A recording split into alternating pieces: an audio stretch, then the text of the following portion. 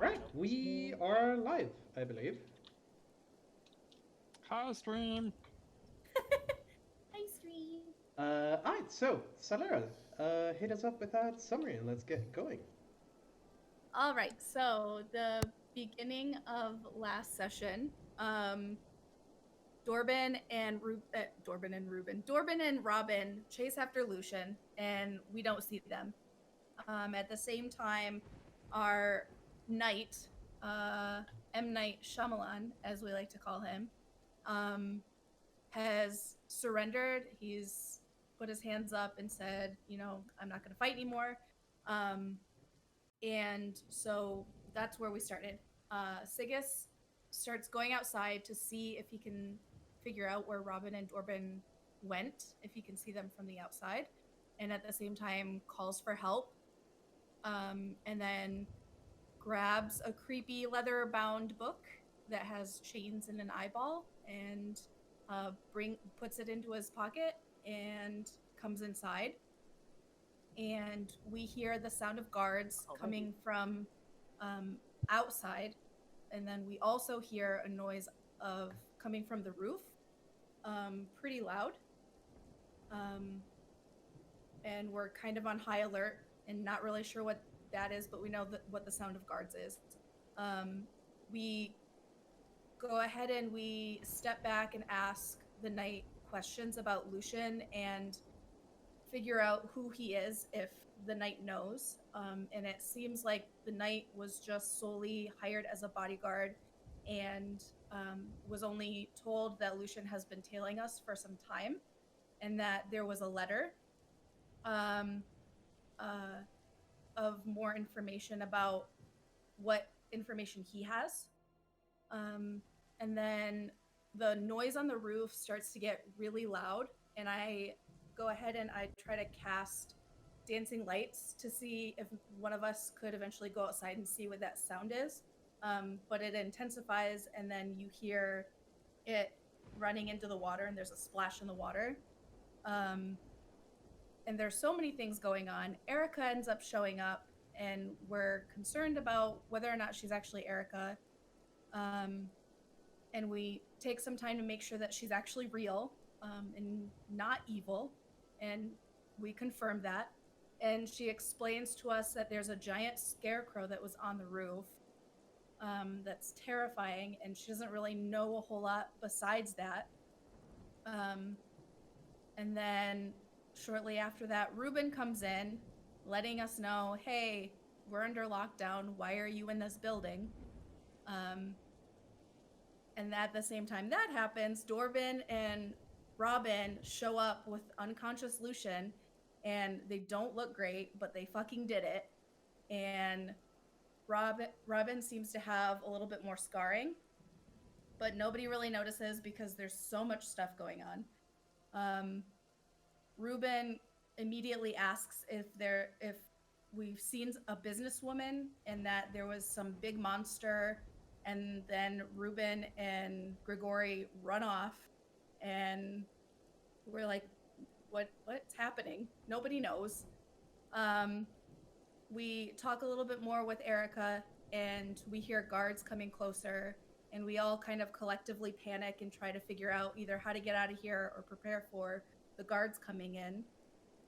And Erica, last minute, disguises herself as a guard, and the guards show up and tell Sigus to drop everything, and Sigus tells them everything that's happened and shows unconscious Lucian and the knight and shows the letter that we have that we're allowed to be investigating. And they take the leader of the guards is Corporal Eustace, something like that.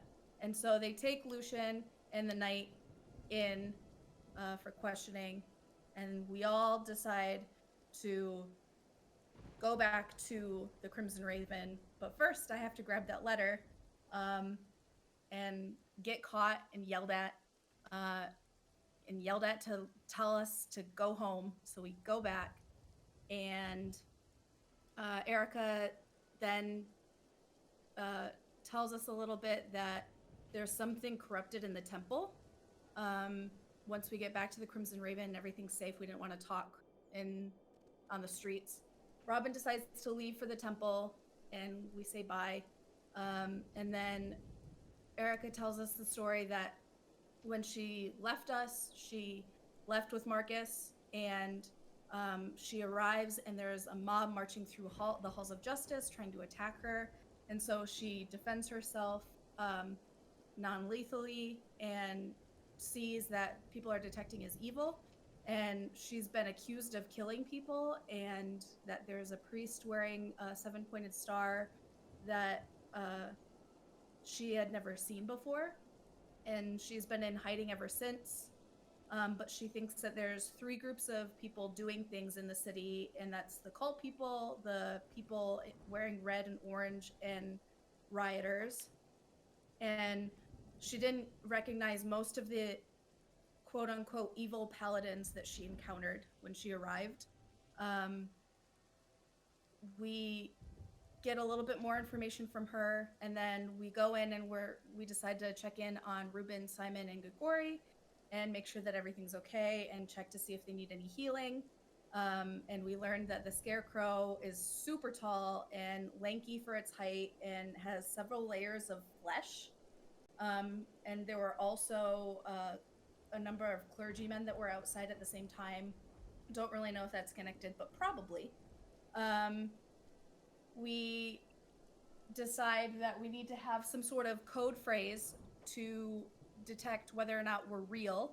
And we settled on, and I quote, "Should we discuss this over supper time?" And then we reply, "No, I think you mean dinner time."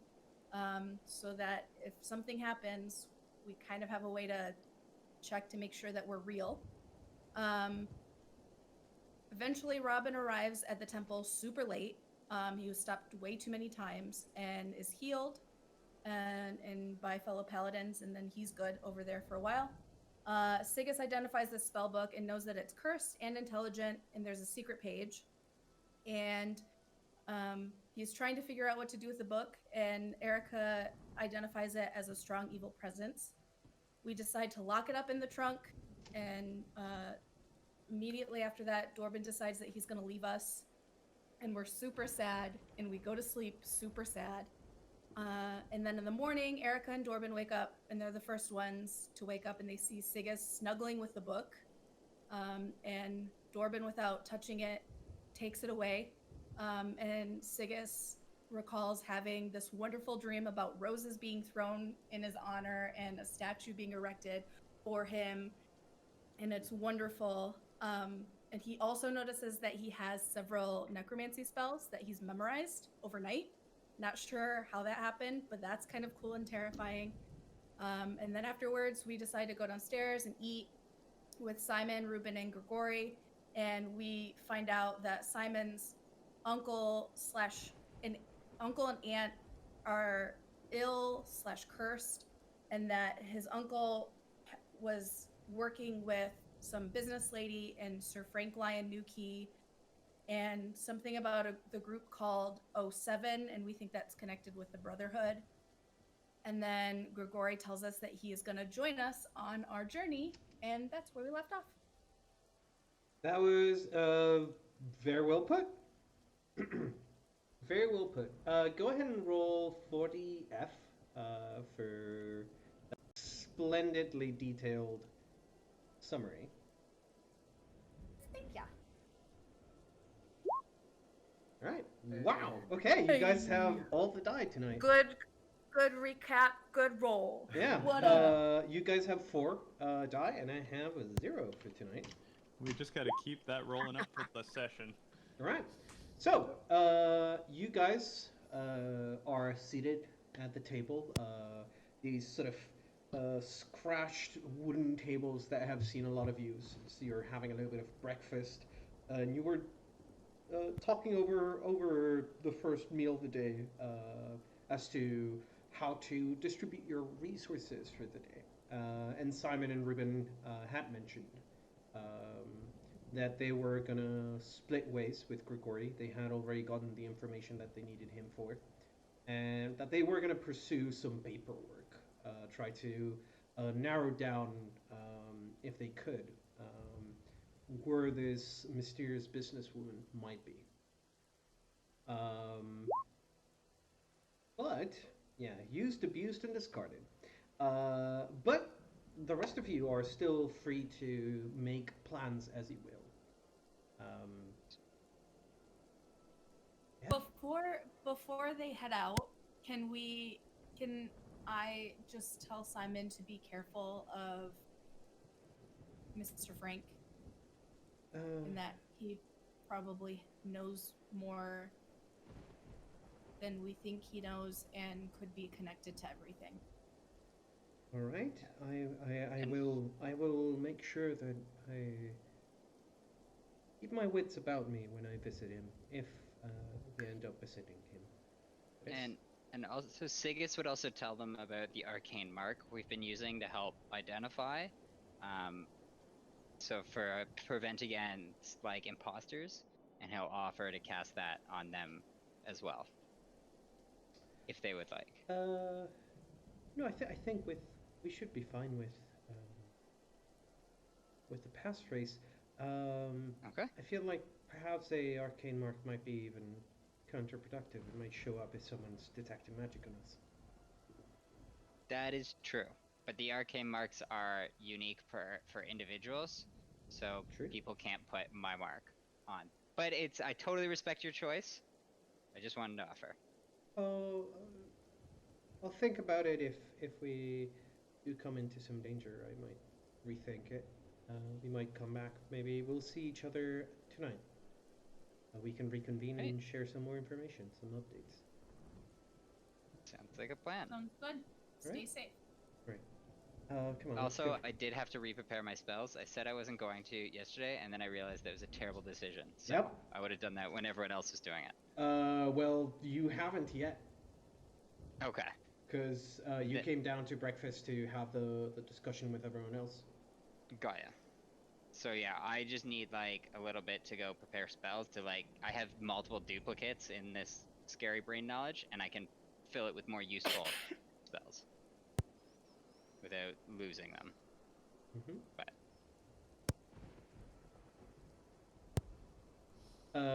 But yeah, as you sort of have that discussion about safety, Simon sort of gets up, having finished his breakfast, gives you all a smile and a nod, and he sort of pats Ruben on the shoulder and goes like, "Right, let's go."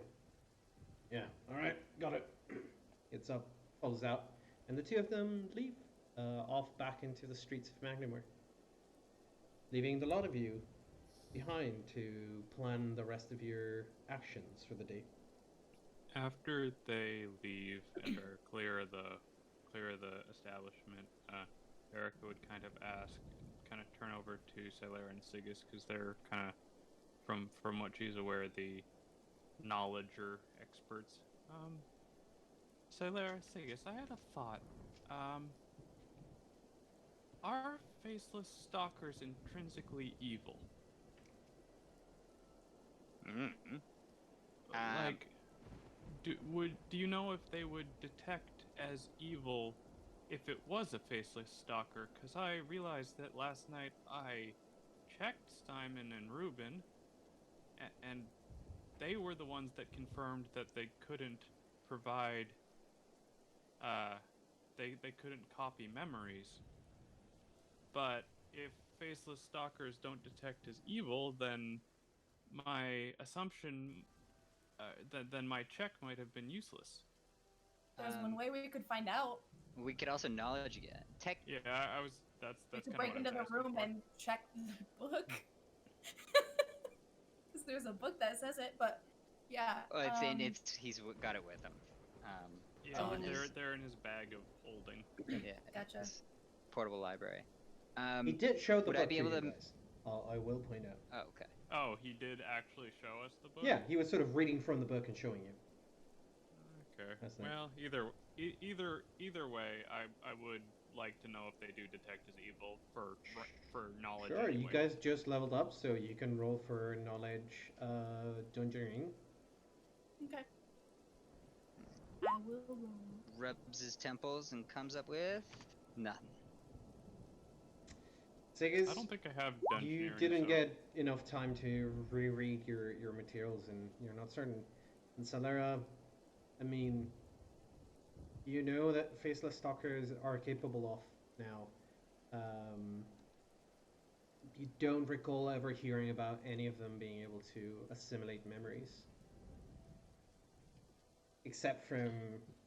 Sorry, you've never heard of it from reputable sources. There are many legends about them taking the place of loved ones in order to devour the entire family, and no one being the wiser to it. And are they naturally evil creatures? They That are aberrations. I can tell you, they are aberrations, which means they. Sorry, they are intelligent aberrations, which means although they are not inherently evil, they're more likely to be evil. Much more likely. It would be rare to find one that wasn't. Exactly. Gotcha. Okay, well, with that in mind, I mean, think that's a good question, though. knowing that they're likely working with or for or around this cult thing, it's probably safe to assume they're evil. Yeah. I am going to read the note that I snatched that I conveniently forgot about because there was so much going on last session. Yep. That's a session.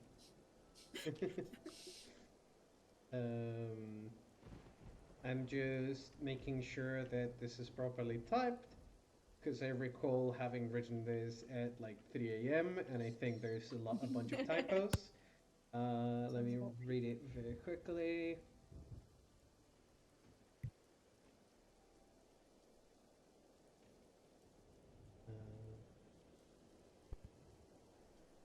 No.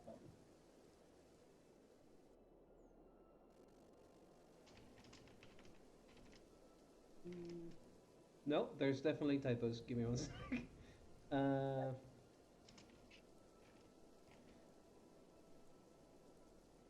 Such as deathbed, spelled B-E-A-D. Hey man, sometimes you want to spell bed like you spell head. Yeah. Or were you confusing bed with dead? Probably dead. Wah, wah. When in doubt, just remember bed looks like a bed. Yeah, I sure do. Right. You His sort still of looked like a bed. It was just a long bed. Yeah. It was a king size, right? Exactly. I see. Or one of the ones that custom ones that NBA players get. Yeah. It's a game of freaks. The NBA. So tall.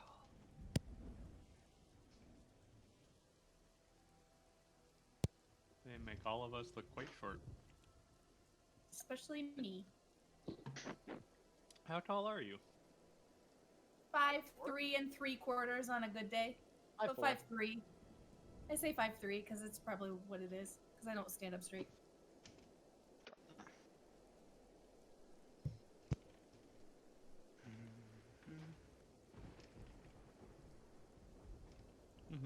So I just while we're realized waiting on the Ruben's a note, wisher. if we're waiting on the note, do we want to talk about what we want to? Well, I guess that the note will impact what we do. So Yeah. I mean, in terms of what we're gonna do, I think as we discussed previously, the sawmill we're waiting on, but the two people that we have to follow up on, so Frank and the lady who we don't know where she is, would be good things to chase. Additionally, there is the items of removing Robin's bounty and somehow getting Erica's name cleared. Right.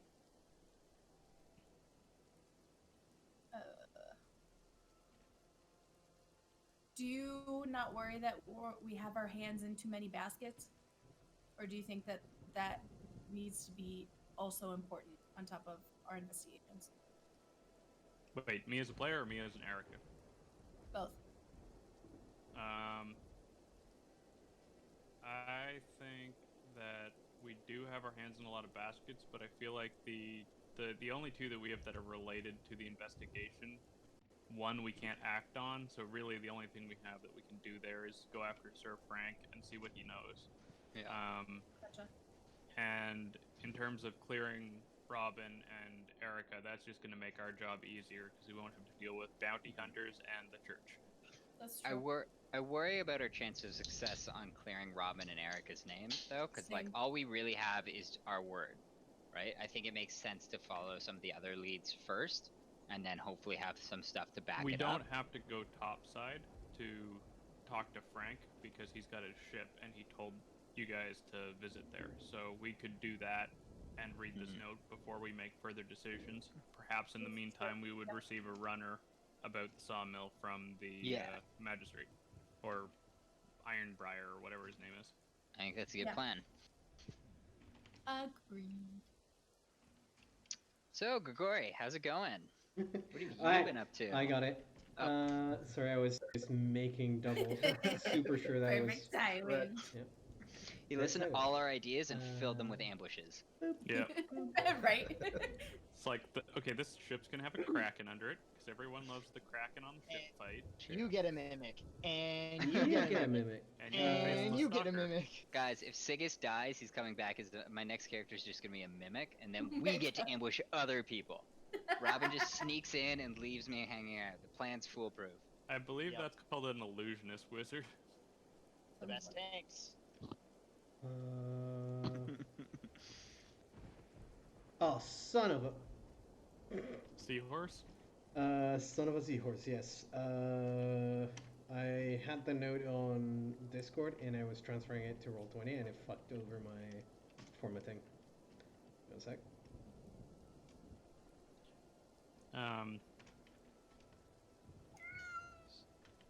Oh, that How was does that cute. happen? Literally right into the mic. Yeah, she That does is this so cute. literally every week. She'll hop up. Usually, I just immediately mute the mic because I know what she's gonna do. But Hey, here. Okay. Simon's cat's not here. Stop it. In character. So, Grigori, how was how have you been since Sandpoint? Well, and the rest of you as well. I know we kind of caught up a little bit, but I can't imagine it got any easier for you after I left. What with the ghoul thing? yeah, it seemed to they seem to have taken care of most of the ghouls, but we're down here trying to figure out the source of them completely and eradicate them completely. It's a shame that detachment had to go up to deal with the necropolis. Well, I mean, it's good that it's being dealt with, but I at least would have known some of those paladins. Oh, Think you Oh. should be I mean, like, seeing- hopefully it's being dealt with. Yeah, it's up on our screen. Alright. Yeah. I'm not going to show up on the stream because I didn't give the stream view access to the handout. But yeah, you now have access to the note. You should be able to read it if you want to read it for the stream. okay. It says, "My sweetest child, I wish this letter were to be filled with love and happiness as I pray for you every night. But I'm afraid the house has come under terrible malady. Malady. What Ailment. does that mean? Sickness. Sickness. Trouble. My dearest male has fallen ill, and although the clerics and medics assure me that they are the best in the field, they have yet to find the cause of what keeps your father in his deathbed. A month ago, your father and I were visited by a young human woman. Hardly could she have been over the age of 30. It was after this visit your father and I began to sicken, but it was only him that saw his skin turn pale and a noxious growth sprouted on his shoulder. I fear for him. I wish you were here. This letter should arrive by the hands of Godwin, your trusted messenger, but should something happen to them and this letter were to still reach you, I implore you seek out Sir Frank, he should be able to contact us directly. Love you always, Anais. There you go. Shit.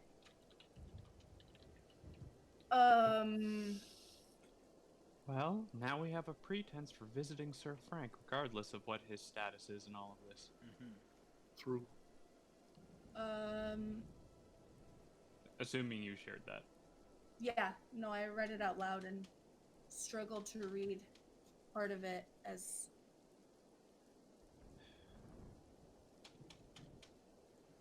I mean, I don't know why, but part of me thought that my father wasn't actually sick and that it was just a ploy to get Robin to be taken in. what of Godwin? Do you think he is endangered? He's clearly been intercepted. I mean, one can only imagine. I don't know. I wouldn't even know where we would. I mean, I guess we could try and talk to Sir Frank or Lucian to see what either of them know. I could attempt to convince Lucian to tell us the truth if we can get me into the halls of justice safely. But She smiles a little bit with the convince. I still am confused about why they wanted us to trade in Robin and how that could have, like, what would that, how would that create a cure for my father? I think that they were lying, and they just wanted the bounty on Robin's head. They did say that the bounty on Robin's head would be more than enough to pay for the healthcare. That's part of the reason why. But I doubt very much if they've ambushed this poor girl's family messenger, and stolen the letter and posed as messengers, that they are going to give the money back to the family and their ailment. That does not seem to align with their behavior. Just out of curiosity, Robin, how big is the bounty? Robin's not there. Robin's at the church. Oh, right. Yeah. Never mind. Yep. I The forgot. last time you checked, it was 2,000 platinum pieces. Oh, okay. Well, that'll make people do a lot. That was the last time you checked. That was when you guys were still in Sandpoint. Yeah. So, yeah. It's probably higher. So Soler and Sigus would be the ones that would know that, I guess, but wow. Yeah. I mean, money makes men and women do unspeakable things. It's one of the reasons you have to steel yourself in your faith. But that is, I think, beside the point currently. Sounds like we should visit Sir Frank. Yeah. Do we want to do that first, or do we want to question? Yeah, we should probably find him first. Oh, I guess, yeah, we could question Lucian first. I would not be able to accompany you easily. And that's why I was like, maybe we should scope out Sir Frank first. If I have you guys to vouch for my side of the story, I feel more comfortable putting myself in the hands of the law. I know I'll pass tests of truthfulness, but I worry of the corruption, so I needed allies on the outside. So was Erica, like, are you their, like, main suspect in these murders, though? They saw Or me one of them? hit all four of the dead individuals with my glaive. I mean, if they did not know that I was able to shield my glaive from preventing lethal damage, it would have looked very much like I killed them. But it would be like hitting you with a hard pillow repeatedly. Oh, that would do it. That might actually kill Sigus, I'm gonna be honest. Yes, if I Yeah. continued to batter them while they were on the ground, that certainly would have Yeah. done it. But I Well, was just trying non-lethal to keep them damage does back. eventually become lethal damage. Yes, So, if you go yeah. low enough. All right. Well, like, I'm pretty I don't personally. If it was me and there was a conspiracy to frame me for murder, I wouldn't turn myself in. But that's me, and screw you. I know, but I also trust in the the law when it is carried out, and the only thing that worried me was the corruption. I didn't believe if I was taken in by the paladins wearing that 7-pointed star, I would be subject to the truth and the laws that govern this land. So that is why I ran, and then once I ran, I knew that meant the guards would be after me as well for running from arrest, and that creates another problem. But if I have allies that can help argue for me, I'm less likely to be forgotten in some dungeon somewhere. Yeah. Well, if we want, we can try and go to the halls of justice, and then we can try and clear your name, get an update on the sawmill, and possibly see Lucian before talking to this guy. I think we kind of go that, or we talk to him first. But I think talking to Frank first might lead further clues that would perhaps lend more credence to our story. Yeah.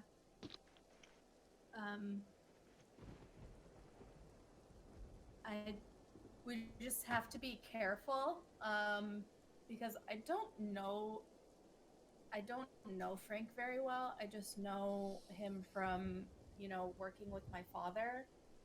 So I am going to go into it. I know for me, I'm going to pretend to be completely oblivious to whether or not he is involved, but also know that I don't trust him.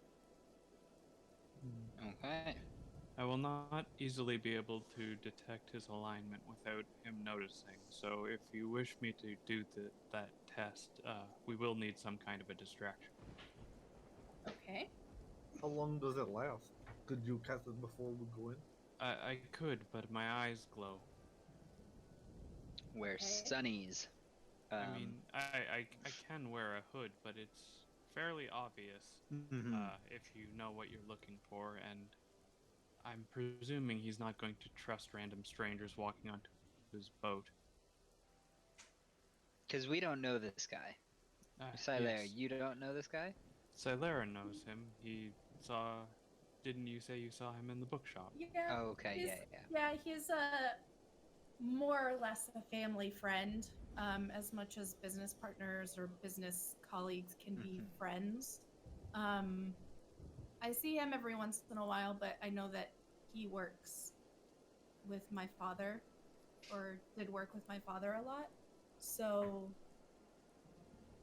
but I don't know him well enough to know whether or not he could be a, good or bad. I never really got to know him that well. There is one way to find out. Yes. Shall we take a bit to prep and then head out? Yes, you do have to re-prepare your spells, Sigus. I know, I'm sorry. The last thing we need is you casting necromancy. That will not do. Yeah, I'm gonna... If that's okay with you guys, I'm gonna prepare a couple spells and then meet you back down here.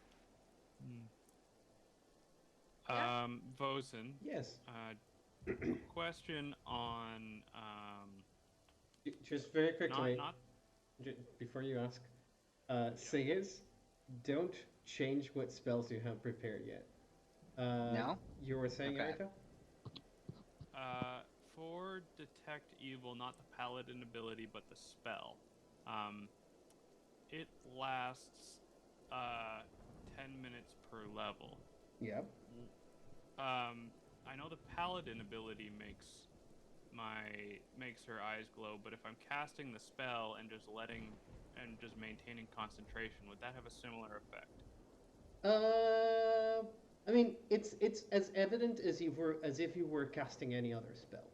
the same goes for the paladin ability. Like the moment you cast a spell I is mean, always obvious. if I was holding concentration on it, like Yeah. say, So it would be as obvious as if you were maintaining concentration on any other spell. Usually, when things are prolonged, they don't have that same kind of bravado, same flash of power towards the rest of the duration as they have in the beginning. So yeah, you could cast the spell, maintain concentration, and as your eyes begin to glow less and less, and it becomes more natural color, you could go into whatever piece of action is going to happen. I could also keep a helmet on. So yeah, Erica will plan to do that just to get a sweep going. All right, Siggis. As you go back upstairs and you grab your book to prepare some spells, you open up your spell book and you find that every single page in your spell book is blank. Okay. I'm going to cast Detect Magic on it. Yeah, you detect magic on it. Give me a spellcraft check, although I'm pretty sure you already deduced what's going on. Yeah. Yikes. Well, That's gonna be bad. Sorry, skills. y'all, this is not good. Yep. 26. You're pretty certain you're looking at the effects of secret page on your own spellbook. Okay. And I'm going to try and make a spellcraft to try and determine the command word for the secret page. I'm pretty sure the DC for that is outrageous, but like I think it's like 30 or something. Or it's 25 plus spell level, I think. Give me instead a will save. Oh fuck. Oh man. I mean, you should Hey, be able to- remember, use your fate dice. if we need it, yeah. Yeah. I would suggest it for this. Okay, I am going to use a fate dice. Well, because it's a fate dice is 1d4 before or just +1 after. It's right? plus 1d4 afterwards. If you Yeah, want to so use it. if You'd you roll don't first roll well, use and then it. check Yeah. if you want to use it or not. Hey. Oh. Hey! All right, do you want to use the d4 or no? Yeah, Go you for know it. what? We never Do it. really use it Yeah. enough. I'm just gonna do it. All right. Yeah. Slash Say, then- yeah. It's an AV1.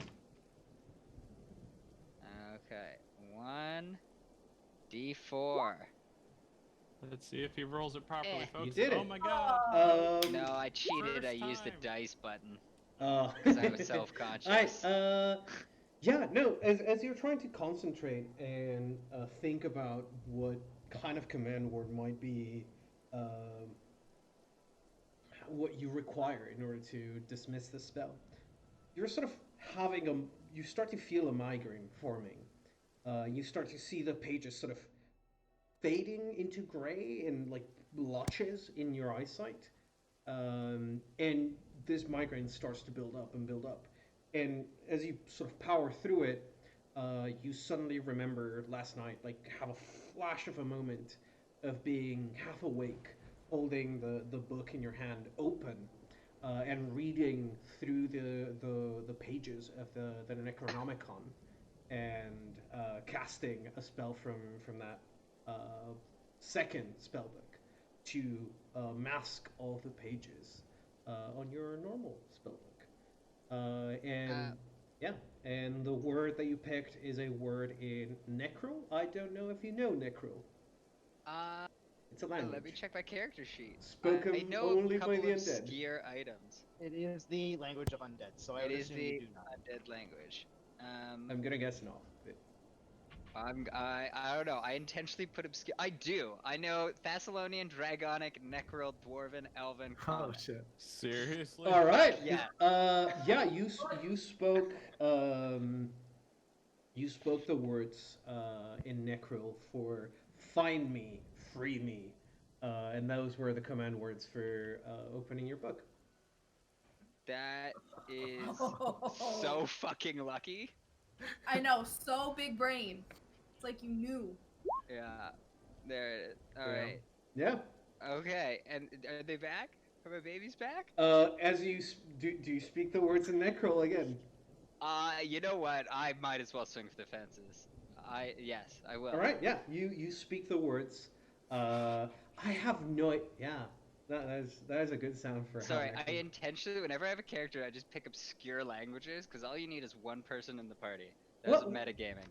yeah, no, that's perfect. Good idea to pick random obscure languages. It always works. Here's a question: what do you think Necro sounds like? Because I have no idea what Necro might sound like. I imagine Oh. it's mostly like clicks and like, Maybe like parcel tongue, kind of. you know, like. Yeah, like maybe it's a little bit serpent. Yeah, right. So Yeah, that's the Oh one. yeah. so we see Sigus in this room alone, holding his book, and then suddenly goes like, and then the words on your spell book begin to reappear, as well as the intricate arcane glyphs and diagrams, and your book is restored to normalcy. Oh my god. Now, will that work every time he closes the book? Like he has to say that again, or So is he it a one sleeps time? and changes the command word. Yes. Oh my god, Don't that's say excellent. that. I So mean, no, that's how it works, bro. no Well, one technic- can. But that's awesome. You got a free lock on your spell book. No one can That's read true. it. Yep. Yeah. Are we all there? I think he Brought went it up upstairs to by church. himself. Sigus went by himself because he excused Okay. himself to go prepare the spells. Yeah. Alright. Yeah. Whew. So Sigus shits a brick. Um, We hear a Some- thunk. somehow rallies. Also, I posted an image and I did not check it before in the Discord, and I did not check which one it was. It is not the original, and it makes it funnier. What? Oh. Sorry. I just grabbed it off Google Images and I didn't check the small one. Anyways, okay. Woo! Sig is gonna tuck that one down deep. He's going to prepare his spells, while maintaining each of the necromancy spells. Just any of the duplicates, he's gonna fill with more useful stuff. All right. You let go of the spells of the necromancy school, at least the ones that you had duplicates of. And in turn, you spend an hour relearning the good old trusty spells that you come to know. Awesome. Then I am going to head down, I guess, to meet everyone. Maybe have a couple, like a pint or something before we go. Who knows? Maybe With just a bread, big my tea. man. It's Sigus. It's before 10. Why are you mean, getting a You're not pint? my real dad. I mean, like, with the week we've had, I'm just having one. It's just one. You know, this is how you develop a problem. I'm not going to stop you, but I know you can do better. I'm sure I can. I'm just Damn. disappointed. Yeah, right. I'm not angry, I'm just Well- disappointed. Welcome, party mom. Yep. Seriously. He's going to, self-medicate. We'll put it that way. Yeah. Yep. And Uh, Eric is just glancing over at you like, Are you guys heading? Where exactly? Where are you heading next? I Actually. think we're going to Frank. All right. Frankie we grab McFrankerson. Robin first? Oh, Yeah. yeah. Yeah, we Up to should you. grab Robin first. Can we send Korax to get Robin? Oh, we could do that. It will be I much don't know. faster. Yeah. Not my NPC. Sigus, up to you. I will do that, and I'll tell Corax that on the way. If I'm gonna get him a nice treat, and I'll ask him what kind of food he wants He for, too wants at the end of the day. No, Turkey. I Okay. will get you some cookies. Perfect. Cookie for you, cookie for me. Oh, I thought he said turkey, and I was like, that's cannibalism. Ravens do eat other birds. Yeah, I know. They're carrion eaters, but Yeah. at the same time, the fuck? Korax. It's delicious. It's very protein high. Yeah, no. With the promise of delicious treats, Corax sort of gives you a nod, jumps on your shoulder, and waits for you to walk outside so that they can take off. All right. Let's go outside. All right. Corax takes off as you guys walk out, and you see him take to the skies the black silhouette of the bird going westward, eastward, towards the higher grounds on Magnamar. And now here's the question: how do you guys plan on finding the Frank? Didn't he tell them what boat he was on? Yeah. He told you that his boat is moored on the docks, and that the name of the boat is the Misfortune. Is there like a harbor? You guys are pretty close to you are in the dockways, so you could Yeah. walk through the entire docks and try to find the right boat. Erica would say, we probably can just ask one of the dock hands. They might be able to direct us. Or maybe if there's a dock portsmaster around, they would help. By the way, I'm going to go with mercenary garb for this one and keep my helmet on. That should serve as a good guise, and that way I won't get those fun questions about being a guard again. Smart. Yep. If you'd like, you could match my clothes. Oh, yes, that's a good call. Twinsies. And she'll kind of shift her sleeves, and her colors will kind of like change, so her cloak looks very similar to yours. She's still in full. She is in full plate, but all the symbology goes away, and she puts on her helmet. It's like, all right, well, I'm ready. Okay, right. So suddenly we see the colors of Magnamore's flags on Erica's change in the deep navy blue, pearly white and gold, to a sort of dark green cyan almost, and vibrant sort of green and silver. And some details here and there in gold that are the traditional colors of, at least that Grigori is wearing. Yeah, you guys head to the docks, and the idea is to ask around to try to find the Mammoth. Sorry, the Misfortune. Wrong boat, wrong campaign again. Yeah, Erica figures that just like being honest and asking like a couple dock hands would probably get us pointed in the right direction. I can roll a diplomacy or something if you want. I mean, up to you who's heading the investigation in this one.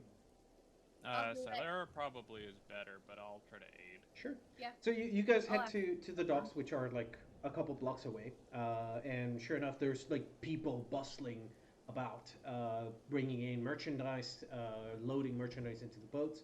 And there's quite a bit of it's not clergy, it's like paperwork being done at the docks. There's a lot of guards from the Magnamore Watch, sort of overlooking every single person that goes onto or off a boat that is either entering or leaving the docks. And it feels like it's a very heavily regulated thing right now. Glad I did not disguise myself as a guard, Erica will say under her breath to the rest of the party. We'll walk up and I'll say, "Excuse me." Yeah. What is it? It's just one of the dock workers with a box over their shoulder sort of stops and turns to you. Yeah. Do you have a second? Yeah. Just ask. What is it? What do you need? We're looking for the Misfortune. That boat. Shouldn't be too hard to spot it. Go all the way. You gotta go all the way to the other side of the docks, northern end. Okay. You should see a boat that looks like it's about to sink. Shouldn't be too hard to find. Oh. I'll just. Good luck. Yeah, well, And he keeps the going. name makes sense. Yeah, that makes sense. Thank you so much. You're welcome. Have a nice day. And they You too. walking. Right? Yeah. As How long of a walk is it away? about About as much as long as it took you guys to get to the warehouse last night, which is about 30 minutes walk. Okay. We're them damn horses when we need them. Erica will kick on the detect evil about 2 or 3 minutes out, just so that it's running. All right. In the meantime, Robin, what are you doing with your day as you wake up? Honestly, Robin hasn't slept in a really long time, Mm-hmm. and he doesn't get fatigued, but I feel like Robin would be asleep for a really long time. Yep. I mean, still, you still accrue the mental fatigue, even if your body Yeah. doesn't. Precisely. Yeah, your So mind is sort of. I'd imagine. Yeah. Yeah, your mind is sort of going over the last 4 days, trying to categorize everything in your subconsciousness, as you're having, by moments, pleasant dreams of sharing ale and meals with your friends, and then nightmarish events of fighting against hordes of ghouls while being chased by shape-shifting monsters, and then finding the catacombs underneath the Foxglove Manor. Now, didn't you say that I didn't have any dreams? I had a void inky blackness for sleep. That is a good, very, very good point. Um, oh, you're right. You do not. You also don't dream. Yep. Yeah. No. I mean, some part of your brain is trying to piece things together, but you're once you wake up, the only thing you remember is having spent several long, whatever amount of time that was, in a pitch black void. To which I will say, you do wake up. Did it feel like I did it feel like I just sort of skipped time in Skyrim, or did it feel like I was in an inky black void for several hours? It felt more like an inky black void for several hours. That's really uncomfortable. Yep. I can't even fucking fast travel through time, dude. Nope. But when you do wake up, it is because as you're sort of floating in this ether, you start to feel a little bit hot, and you start to feel like your throat is not getting enough air through, and it's like you start to slowly suffocate in this void, and you suddenly wake up, and as you sort of jerk yourself into sitting position, you send a bird flying across the room, and you feel like you have feathers on your face. Well, alrighty then. Hello. I guess I'm awake now. Yep. Oh, hey Korath, what's up? They sent me to get you. Cool. Where am I going? Docs. We're going for the Misfortune. I can get you to Sigis. Yeah, I think that's a solid plan. Shit. I mean, I guess maybe I should. Oh fuck! I miss morning prayers, dude. Oh, this is so weird. I'm not used to this. Okay. Do I don't know. Hold on. I just need to talk to the head paladin and see if there's anything that I'm supposed to be doing, and then after that, I should be good to go. So Robin's gonna hop up and go try and find Salazar. Yeah, as you start to walk away from Corax, he hops onto your shoulder, and you now look like a weird point between a paladin and a pirate, I guess. Yo, I'm a fucking ninja paladin with a fucking raven on my shoulder. I'm basically the edgiest ever of all time. Yep. Congratulations. Achievement unlocked. Achievement unlocked. Yes. Keen edge. Lord Incredibly. 5 ever. Yes. Edgar Allan Poe to the max. Yeah, you start to walk through the cathedral, and sure enough, you see that the number of people here has increased quite severely since yesterday. As it looks like the detachment of paladins and clerics has returned this morning. And you do spot despite it being a little bit later than usual, it looks like the morning sermon is over. You do see Salazar having a talk with the two paladins that were spearheading the operation, and some of the clerics are sort of surrounding, listening in, and they're in this sort of back room behind the altar.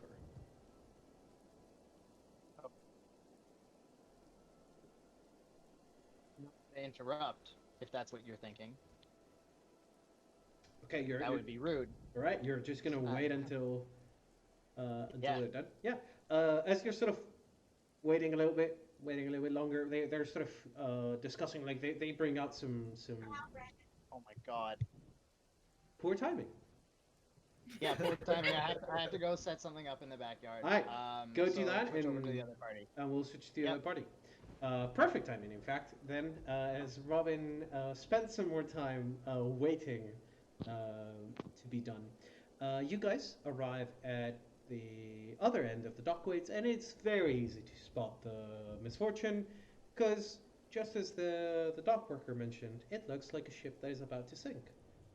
Its sails are tattered with a deep cut in the mainsail, through which the wind seems to be whistling. The front of the ship is riddled with barnacles, and moss seems to have overgrown most of the wood to the point where you're not quite certain what the original color of the wood underneath was. And as you sort of approach it from the side, you can tell like parts of the veranda, the handrails, lining the sides of the ship, seem to be broken, like in several portions, but never quite enough where you would see a missing piece. It almost looks like it's intentionally half broken. And as you sort of come to the side of the ship where the port side of the ship where the sort of wooden plank to board the ship is, you would find yourselves stopped by what looks like an armed sailor, sporting light but quite sturdy leather armor, and with a saber on their side, which they have sheathed.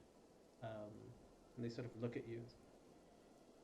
Hello, how can I help you? We were looking for Sir Frank Lyon Nuki. All right. Do you have an invitation? Not a formal one. And I'm afraid the master is currently busy, and he asked not to be disturbed. So unless he called for you or gave you an invitation, I can't let you through. Excuse. Could you check with him? My name is Silera Sunstress. He had mentioned that I should come by. I never got a formal letter saying that I was invited, but we ran into each other the other day at the bookstore and had mentioned that I should come and visit. He should have, if he intended you to come visit, then he should have given you a proper invitation.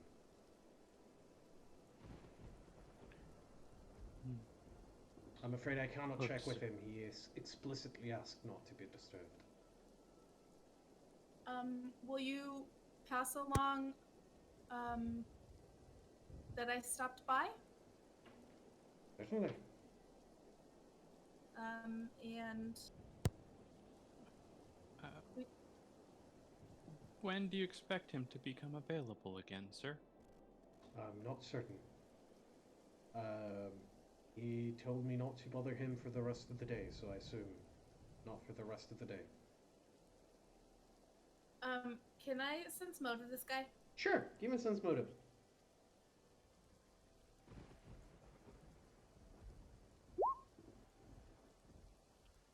He seems to Wrong be You clicked the wrong one.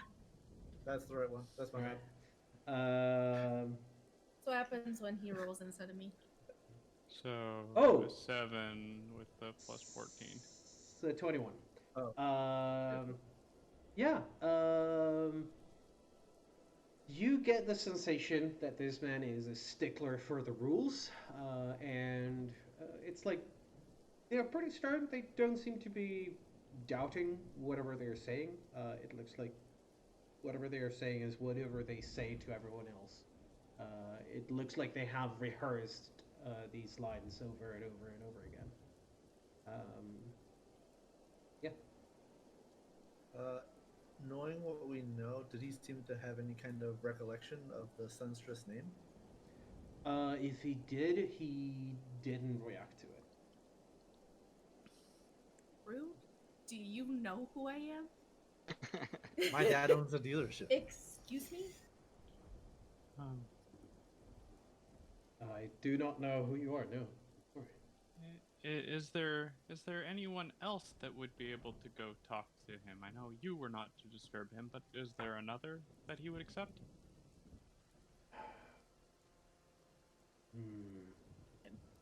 He told me not to let anyone through unless they had an invitation. Though, suppose if pet birds were out and about, might talk to them. I will Pet birds? go Yeah. ahead and show him the letter that I have. The one from your mother, Yes. right? He sort of And show him that this is a letter from my mother. My father is ill, and I have been told. Sorry, cat. I have been told that he would be able to help. And I'll show like at the bottom where it shows the letter that she said talk to.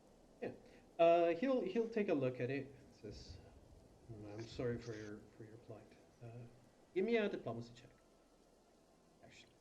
Roll me that perform oratory. Yeah. Alright. Yeah, he sort of looks and says, I'm sorry for your situation. I'll do this just one time, right? I'll go check with the master if you'll be willing to have you. Wait here for a moment. Thank you so much. He walks up the plank and pulls the plank in, and then walks. You see him sort of walk towards the back of the ship, away from you guys, across the deck, and down a set of a flight of stairs into what you assume must be the captain's quarters. And While he can't see us, I cast Detect Magic, and we'll I was keep gonna that going. all right, I was about to say, while I'm looking around, am I getting any pings on the detect evil? yeah. So, Erica, you detect that the ship is evil. Oh, okay, that's not good. Siggers, give me a fort save. God damn it. That's some bright magic. Hopefully it's a glamour. How evil is the ship? Because I might need to give you one as well. It's not evil enough that it Oh, would that's stun not you. good. Siggers, you sort of cast detect magic, and as you put your eyes on the ship, you detect immediately magic on the ship. But there's something else on the other side of that thin layer of wood separating you from the hull. And whatever is on the other side is incredibly bright, and it blinds you for a moment, which immediately causes you to lose traction of the spell. Erica will kind of quietly bring the others in and say, the ship itself seems to be evil, which would imply that it is in some way intelligent, I think. Or at least has some kind of a mind. Sigus will explain that there's some incredibly powerful magic. Like, so the things that blinded us was the house and the gate holding Malfeshnikor. That's the scale. So, Well, I don't know. Now I that- almost want to beat a polite retreat, but well, I mean, let's just say we should be diplomatic on this ship. I don't fancy it, us getting into any conflicts while standing on a large, evil, potentially intelligent thing. Nope. And I can't swim. We get the info. I'm afraid of water. Thanks. You can't swim. I'm in full plate. I'm going to sink like a stone. Well, Positive thoughts you- only, guys. I have an air sac. It'll give you a Uh, metagame of +1. Can everyone at the docks give me a perception check, please? Oh, I'm very good at that. Don't even worry. Got your back, guys. Oh, actually, that wasn't too bad. All right. Oh, Don't worry, guys, I got it. Yeah, Grigori, Nice. Erica, and Celera, the three of you hear what you recognize. Those of you who have heard the voice of Frank, you hear him shout something at the man, despite it sounding muted. It sort of pierces through the thick hull of the ship and reaches you as it like a muffled scream, muffled angry shout. That's about it. And then there's a moment of silence. well, I guess he really didn't want to be disturbed. Yeah, I think maybe we came at a bad time. That Should we- might explain Sigus's magical aura within the boat, though. Do we want to just leave? I Nope. would not. That would arouse suspicion. Yep. I mean, they're gonna be pretty suspicious. Well, at least this way we have a reason for being here, and we can I don't- apologize and then leave. If Yeah. we just leave, it's going to look bad. How are we going to be suspicious, though? I came with the letter. My dad is sick, and my mother said to speak to him. There's nothing just- suspicious. I think Sigus is just more concerned for our safety.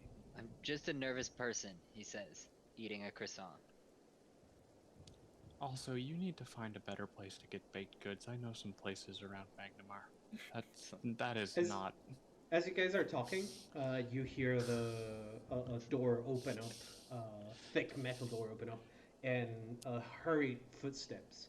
As you see Sir Frank standing atop the ship, and he sort of grabs the plank and throws it over, sort of preparing it so that you guys can board up. He sort of clears his hands. Sorry, excuse my fellow here. Come on aboard. Sorry for the trouble. Come on. Thank you. And I'll Can I lead. sense? Can I sense motive him to see like if he looks like worried, disheveled, surprised, like to see what his emotion Yeah, sure. his Give me a whole sus state motive. is? Yeah. Like it's not great. Hey, I take it back. Or I'm you're not amazing. funny. Nat 20. All right. You sense that he is partially flustered. You can tell. Like he looks like he just run across a ship. Just an FYI, the Misfortune is a very large ship. It is in the category of a galleon. Ooh, Yeah. that's a big evil ship.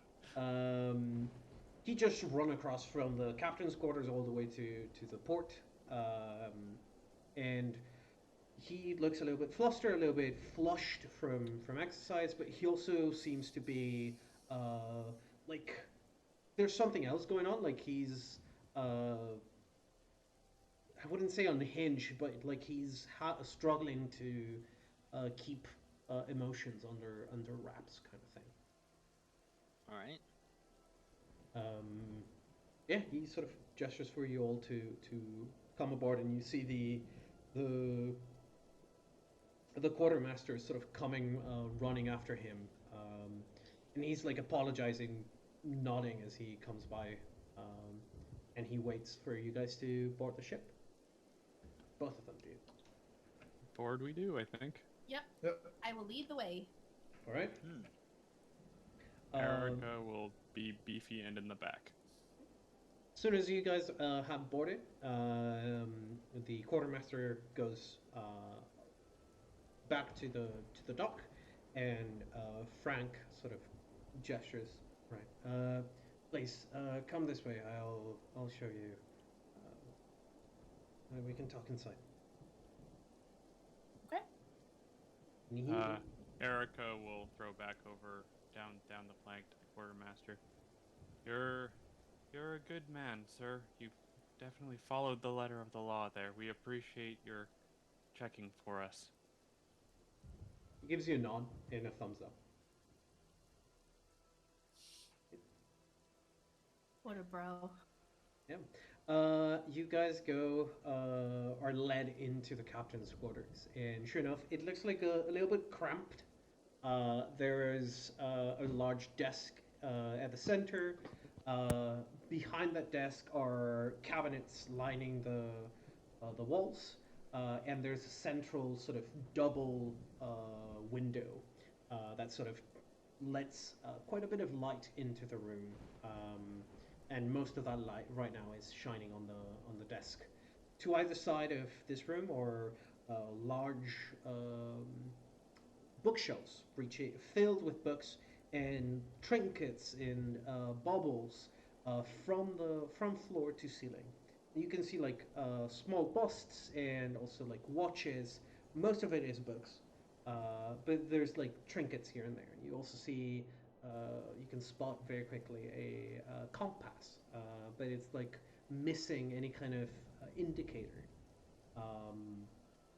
And opposite of the cabinets and the window, so sort of to either side as you enter this room, are a pair of chests atop which rest golden bird cages, which are empty with their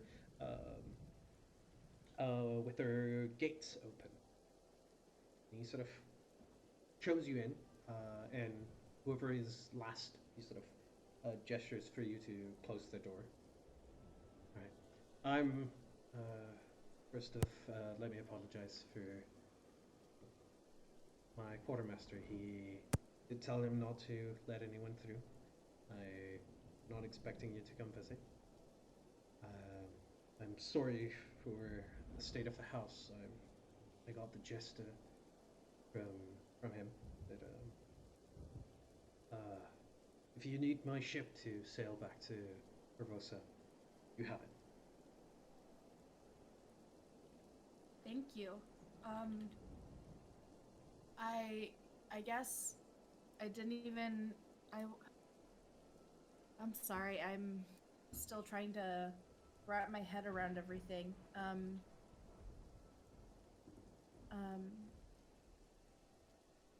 Did you know about my father? No, I just sort of got the gist from oh fuck, I'm blanking out on the quartermaster's name. Reggie. I got it from Reggie's. I got a gist of it from Reggie. He said that he was in terribly ill, kind of illness that is keeping him in close to death. Have you ever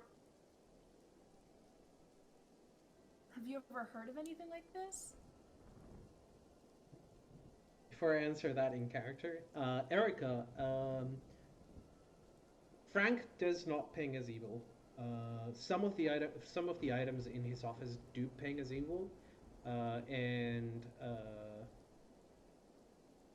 mean the ship also pings as evil, but you're now inside of the ship, so you'll continue to get that response. Thank you. Can you repeat the question very quickly, Sonora? Have you ever heard of any illness like this? Not as an illness. Heard of curses that can do things like that, but never thought I would hear of your father being that kind of man to be involved with curses.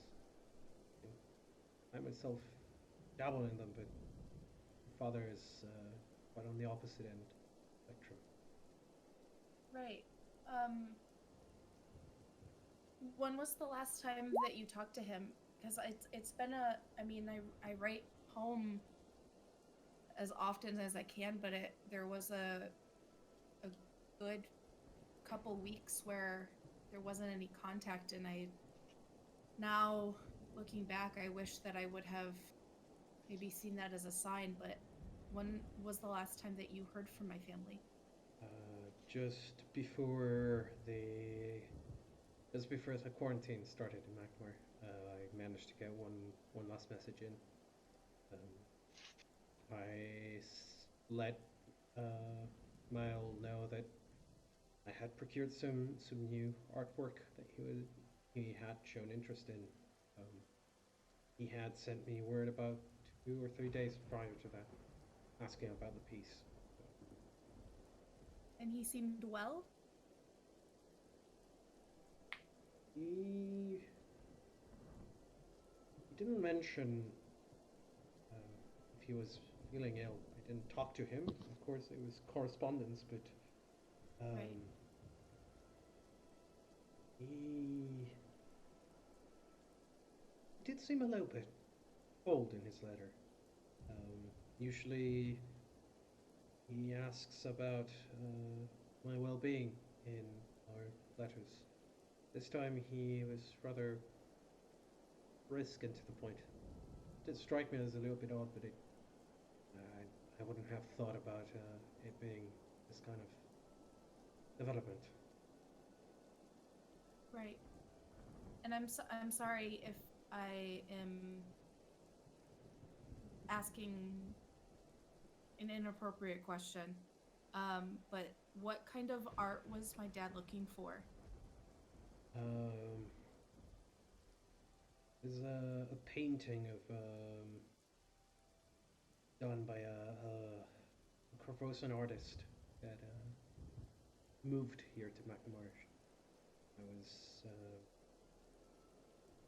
a painting of Lady Jagara Banks. Out of character, do I know who that is? You know the surname Banks. Sure Yeah. do, but just being a Give me a Corvosan, knowledge nobility. Buddy. I can do that. Knowledge mobility. Could other people roll that? Yikes. Yeah. You can roll if you can roll nobility and you're trained in it. Yes. Otherwise, no. Robin. Oh, I rolled nature, but I'm rolling No. nobility afterwards. Oh. So base 7 plus 7, 14.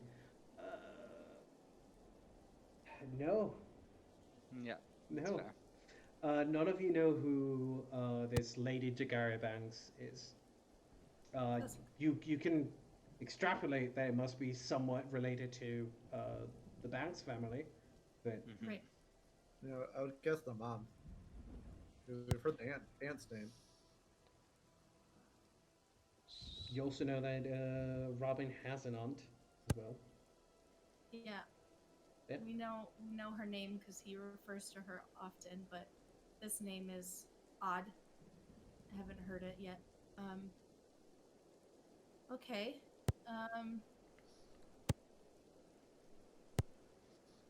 Don't.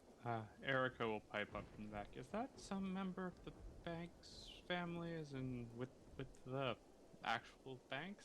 That name rings a bell. I believe Richard Banks married the Jagara family. I'm from old nobility from Corvosa. Lady Jagara Banks is his first wife. I think it's.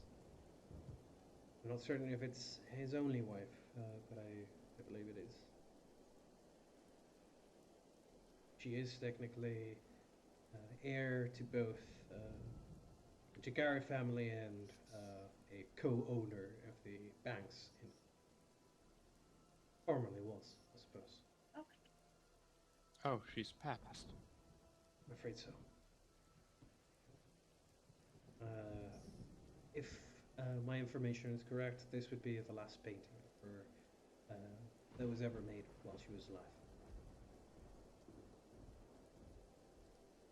Do you know, I don't know, I'm trying to figure out a timeline for my father and figure out what could have possibly made him ill and or when.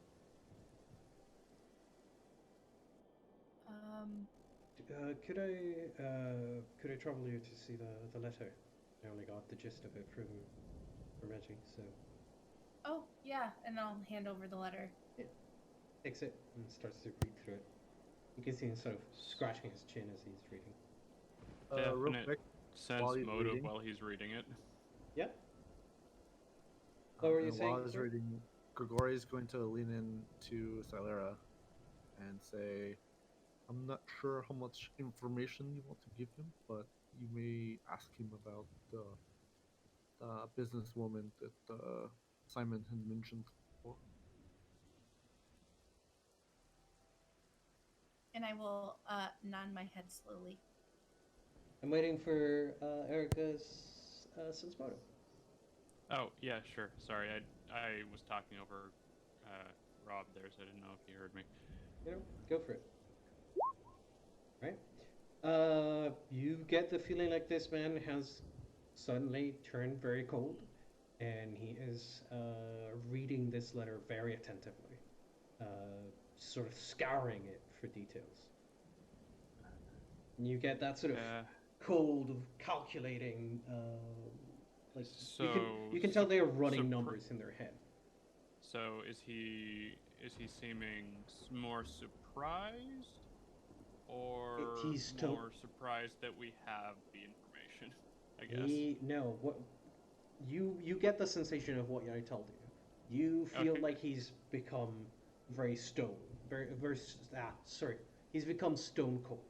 He's sort of poker face on, game time, running numbers in his mind. Hmm. Not Erica's necessarily a bad bullshit. thing or a good thing. Yeah, Erica's either. bullshit detector starts ticking them. Out of character. Yeah. Besides, Sir Frank being, somebody that works for my father, what was their relationship like? Besides that, was it just a working relationship? Do I know? Yeah, it's not that he strictly works for your father. They are partners, which means Right. he technically owns part of the business. Your father is the primary partner in the enterprise. From what your father told you, he is a pretty decent person. In fact, he wanted to introduce you to him several times, but you always ended up having some other event. And even when he did manage to get both of you in the same room, it only took I about slipped away. 10 seconds for you to slip away to do something more interesting. Okay. So you get the feeling like your father does at least consider him trustworthy, and he spoke of him as a friend to the family. Okay. Right. Okay. That helps. Thank you. Yep. After a couple seconds of him reading the letter, he sort of puts it down. And you see him sort of go from this sort of very stern thing. His face sort of relaxes a little bit. He sniffles for a second. Here, you can have the letter back.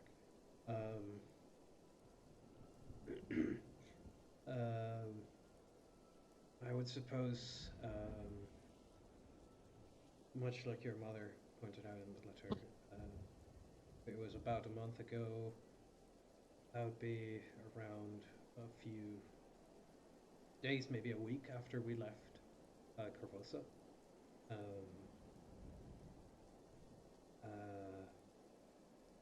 I assume it must have been around that same time that your father became ill. I don't have any kind of resources here to figure that out. I'm going to have to sail back to Corvosa soon. I wish I could be of more help here. Will you let me know maybe a few days out before you leave for Corvosa?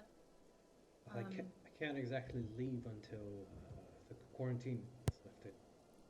I was about to ask how you were planning to leave. Oh. Thank you. I didn't even think about that. I'm so focused on.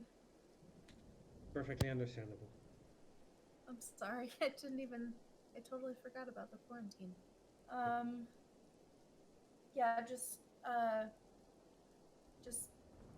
keep me updated on if you hear anything about my father. Okay.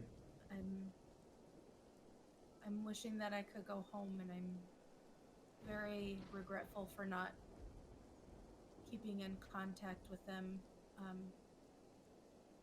Sometimes I feel like life gets away from me, and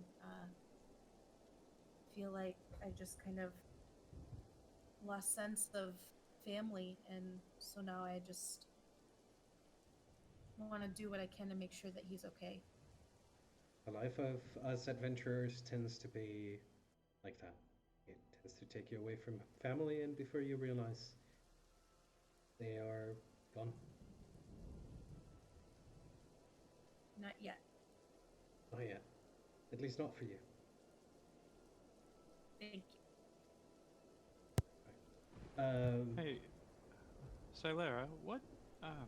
I'm sorry for my ignorance. I'm one of Silera's newer friends, but what business are you two in anyway? Are you and her father? I guess the question's kind of for you two as well, Lionel. I'm just curious. Well, I handle Miles' overseas ventures. I procure artifacts of historical value, art pieces, sculptures, paintings, sometimes gems, although that is very rare and far between.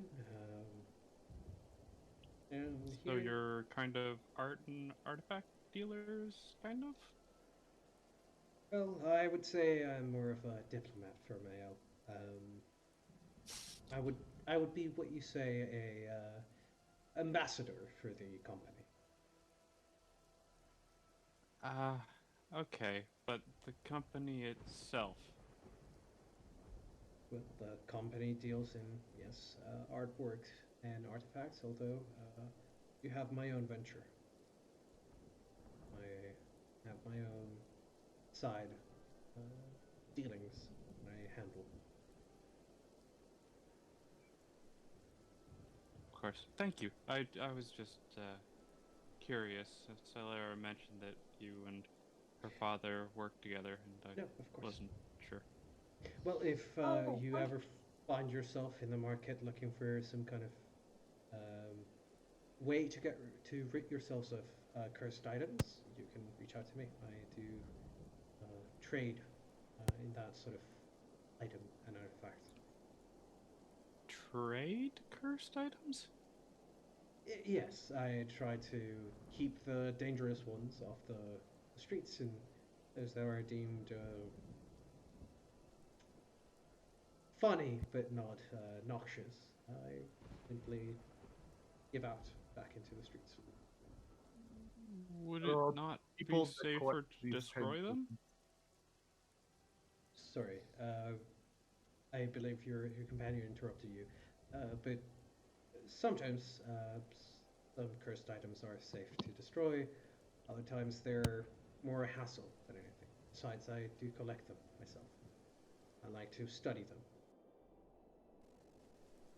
Yeah, as a bounty hunter, I've been sent out to collect cursed items on rare occasions because people just like to have unique things. I wouldn't be Very Does surprised. fun. does seem like a bit of a risk, but all right. Yes. Be surprised. You can sell some cursed items for quite a penny. Uh, Another thing that I thought of. Sorry, I'm just going through my memories of everything my father was doing. Does the name Roderick Volivin, or another a woman that? Yeah, I've recently finished some business with him. Oh. About a couple of weeks ago. It was under my understanding that maybe I'm misunderstanding, but my father had been in contact with him. That would surprise me because Roderick is here in McNamara. Oh. The affair was a private one. I was trying to procure a particular cursed item that he was on the market to sell. It was trying to strike a bargain with him, and a certain lady outbid me. Do you happen to know the lady's name? Or Yeah, I believe. what she looks like? Yeah, I believe she said her name was Lady Sinisha. It's quite a beautiful young lady. Raven hair, beautiful piercing green eyes.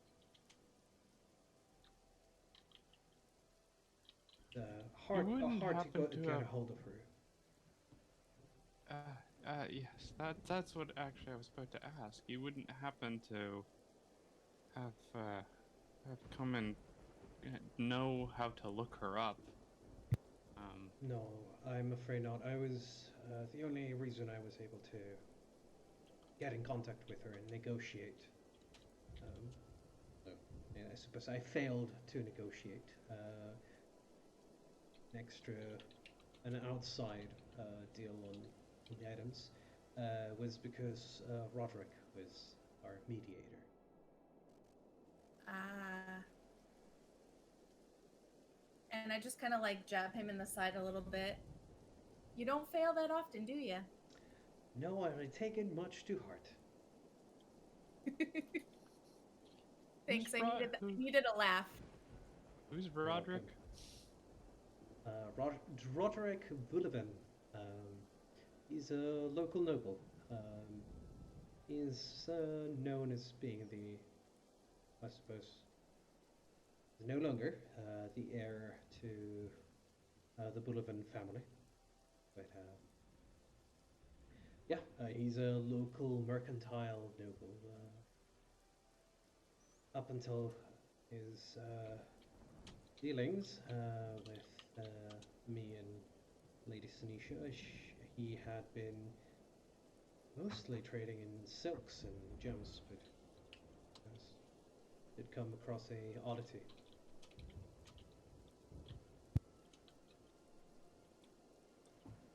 Huh. Yeah, for some reason the name was familiar, and I thought maybe my father had worked with him. I don't know. The name popped up in my head. Well, your father did refer me to him, but I don't recall what their relationship is. You know how it is with business. There are many faces, many names to remember, and sometimes, well, you only forget the successful enterprises. And nobles have their hands in so many pots. Mm-hmm. All of them. All of them. The only way to run a successful business. Yeah. Could you go ahead? Go ahead, Grigori. No, go ahead, Grigori. You've been trying to get in. I cut you off last time. Do you happen to remember the nature of the items that Volivin was putting up? Yes, although, might I ask why you would need to know the nature of those items? It is trade secret, as they say. There's a very It good is- reason I would rather keep it. Yeah, it is possible that the disease that Silera's father is suffering from is the same one that uh, Roderick also suffered from.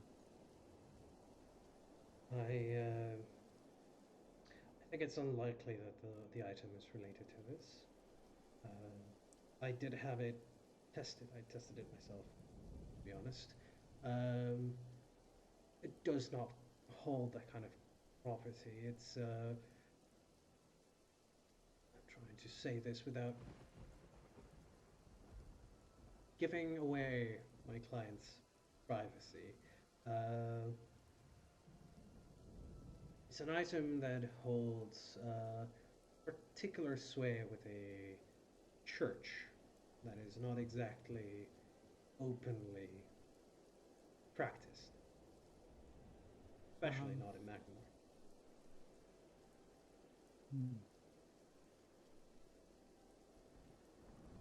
Can I sense mode of that? Sure, you can go ahead and Can sense I- motivate. Can I I knowledge think I- religion that? I was gonna say, I think I know what church that is. Solera, Oh, Knowledge local? he's Solera. Let me do one thing at a time, guys. Solera, you get the feeling like you've seen him be smug before, especially in some meeting with your father. He's being a little bit smug about what he's saying. Like you get that sort of mischievous smile at the corner of his lips, where it's like he's gloating at the fact that he's keeping a secret. But he's being truthful about what he's telling you, essentially. Okay. Yeah, that was my biggest thing. Is I figured that he's trying to hide things, but as long as he's not lying about anything he said. Yeah. It's okay. It's a lie of omission. You get the feeling. Yeah, gotcha. Sorry, Sigus. Do you want were- those? I was just wondering if, based on the contextual clues and either knowledge of the area of like what's not given, like what's not practiced, and like religion, the more evil or secretive religions, Sure. if I Both. could try and narrow it down at least. Yeah, both of you can give me knowledge, religion then. Okay. Sigus, you're sort of going for the. Yeah, it's very likely he's talking about some kind of evil religion. Probably either. It's gotta be either a deity of undeath, or a deity of, like maybe a war, murder kind of thing. So one of the more evil deities. Erica, it's strange because most of those artifacts, it's not just that they are not allowed to be carried openly. The halls of justice do an extremely good job of destroying everything related to necromancy, amongst other things. And religions that are based around those concepts are usually very quickly and very proficiently eradicated.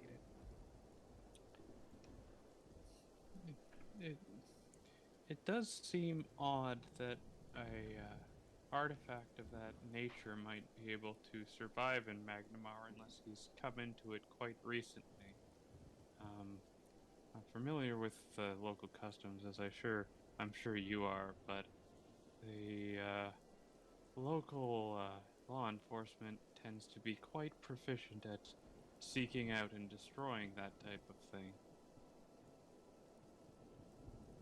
You're correct in making that assumption. So it would be something he would have likely come into more recently. Likely, I say, of course. Allegedly, possibly.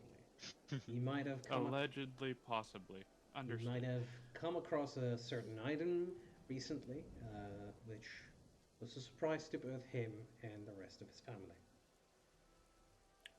You wouldn't happen to know how or where he might have come across such an item.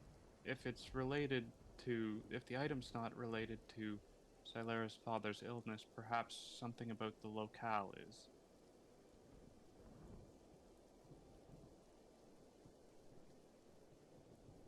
I know you've got propriety, but I mean, not it just is your propriety. business partner It's, we're talking about. you have to understand. In my line of work, trust is everything, and to betray a client's trust, especially posthumously, you remiss the, as they say, career suicide.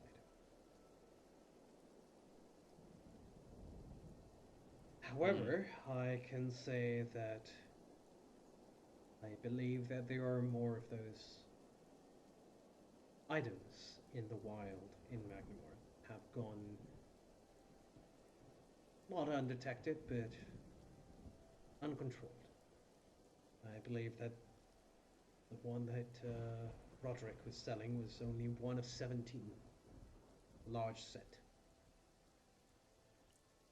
Oh, that is quite significant.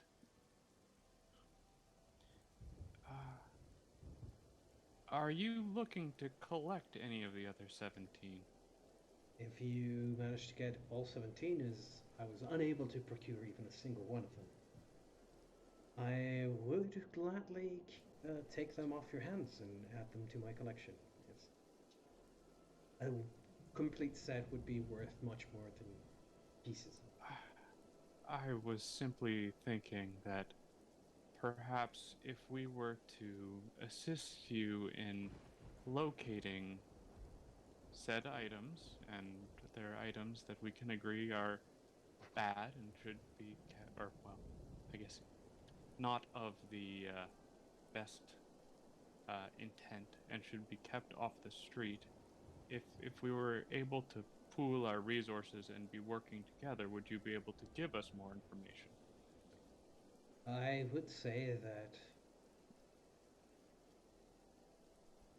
were I to be dealing in the care of such items, I would have to be reported to the authorities for keeping hold of items that are meant to be destroyed, possibly evil items. Some that might even offend the senses of paladins of Iomade. Perhaps some might even say that smells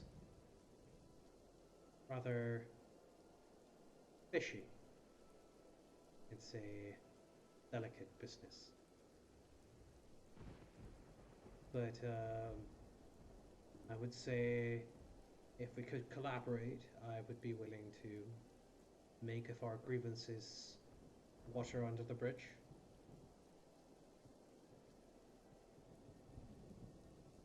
Grievances? Disagreements, opposing points of view, problems that we may have between our views on religion and commerce. Hmm. I see. I am certainly of the mind that these things should not be in the public domain, but if you had information that would help remove them from the public domain, I think that might be good to work with you on. What do you think, Silera? I mean, he is your father's business partner. I think that kind of arrangement might be able to work. As long as it's keeping people safe, I can stomach it. I'm sorry, I must have spaced out. What was that? Oh, it's... Well, Frank... Sir Frank, what do you prefer? Sorry, I wasn't expecting you to direct the question at me. Repeat that. Yeah, It's I so got you. Frank. You turned it on He's me got- real quick, and it was like, whoa, wait. He's got this sir. Anyone who has a sir in their name will want to use it. Okay, I imagine. yeah, so... How would you just rather be discussing- addressed with the question, essentially? Yeah, Yeah. pretty much. Celera is like family, so wouldn't mind if she calls me Frank, but traditionally it would be polite to say Sir Frank. Well, Sir Frank and I were discussing a potential arrangement where we might help him or find said artifacts if he was able to give us more information on and about them. And it's something that Frank and I have differences of opinion on how these type of artifacts should be handled, but I believe, and I think Frank does as well, that the greater good would not be having them out in the wild. Agreed. So I was looking for, I guess, your thoughts on that type of an arrangement. I mean, I don't see why not. I mean, Frank has been so good to my family. I think that it would be a great idea. I don't think. Perhaps my words were a little bit confusing. I'm simply saying that I can't really tell you much about the information, but perhaps a private deal might have been able to be struck reading between the lines. Sort of looks at you, Erica. I think Sandy's not reading between the lines right now. Yo, What the hell are you give saying? me. Hey, what's going on? Yeah, Sigus no. will chime in. He's Anybody like, paying attention right now? What's going on? Yeah. I haven't been here and I know what's going on. What's going on? Sigus is like, you want us to find evil items. If they're really evil, we won't give it to you. But if they're only kind of evil and aren't gonna hurt anyone, I don't see an issue with anyone making a profit. All right. Unless I'm totally misreading this. Are you saying that Or- in character or out of character for me? He's kind of saying it in character. Sure. Sorry, Stylera was whispering to Grigori Yeah, while no, I get it. Erica was It's like it talking, should be- and so she got distracted and was half listening. Yeah, Sigus so is gonna end that with, if we were in that sort of business. yeah, right. Of course, if we were in that sort of business, which we aren't, We're not. Which we're not. should the idea be suggested that perhaps a deal could be bargained for between our parties with the intent of purchasing those items. I would have to say that I don't know anything about how to obtain them, and I can't stress this enough. As someone who knows quite a bit about this, it smells fishy, and perhaps we could, if we struck a bargain, say that our problems are water under the bridge. I think I'm catching your drift, as it were. Good. Yeah. Yeah, Yeah. I Absolutely. think we all got that one. Yeah. Mhm. I'm sorry, the helmet makes it a little hard for me to understand things. I don't sometimes. understand why you keep your helmet indoors. It's a little bit rude, but to each their own, I suppose. It's a part of my cultural upbringing. Quite understandably so. Is there anything else you would need? No? No, I am hoping out of character that Grigori is going to whisper to Yeah. Erica something. I guess while they're finishing the conversation, Grigori would lean into Sarah and say, Erica? Erica, sorry. Sarah. Wrong campaign. Wrong Wrong campaign. campaign. What's up with the switching the campaigns today? I didn't know he was doing that.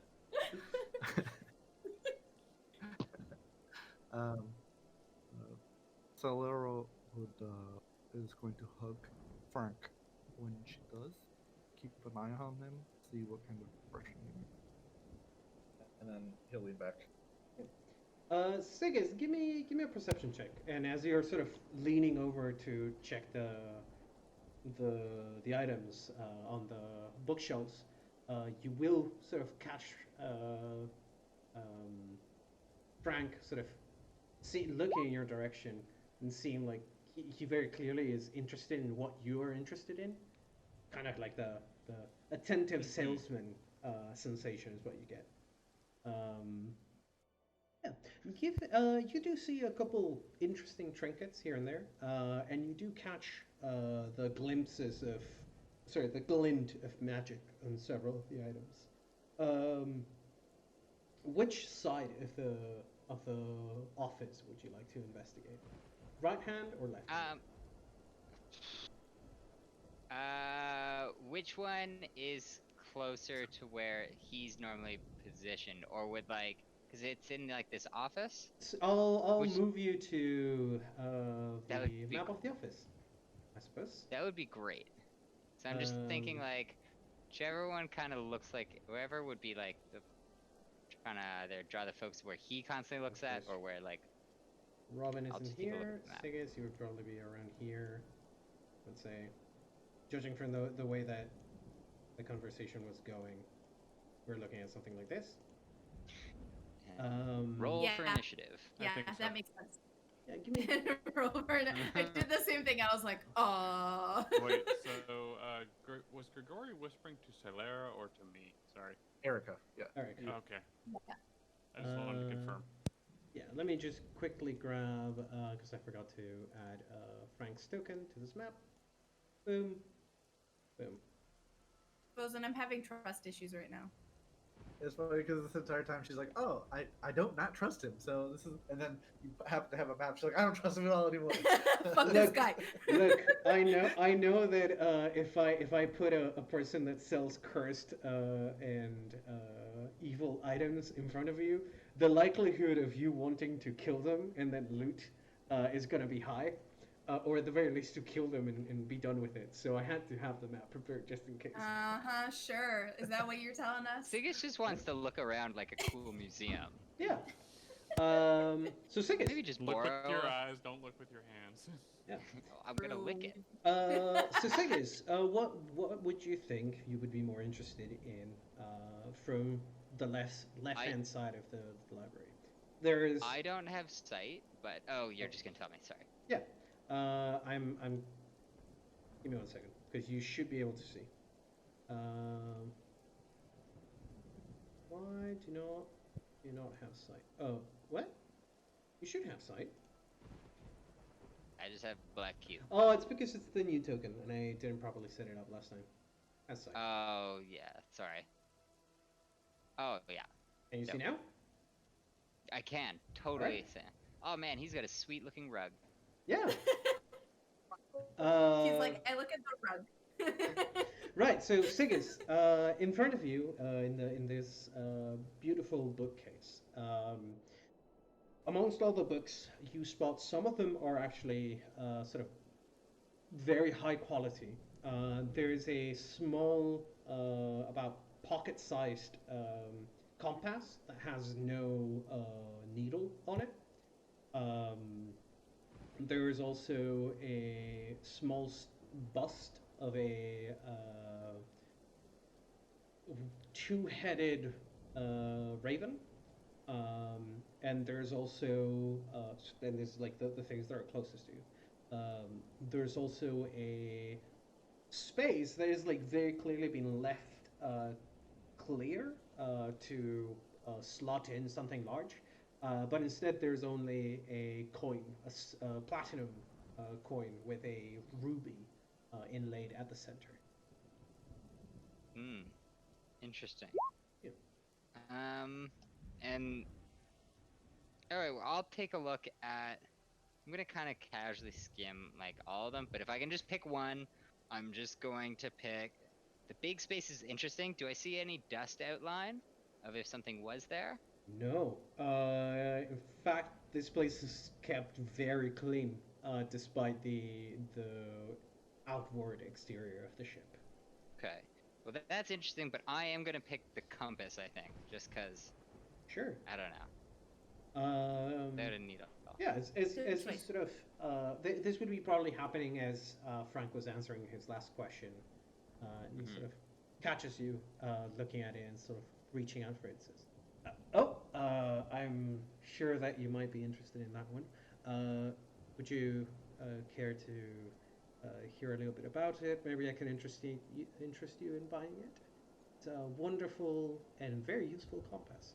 It does lead to some particularly interesting adventures from time to time. Guys, I found I'm- the side I'm quest gonna- button. I'm gonna cut in. I'm gonna be like, come on, Frank.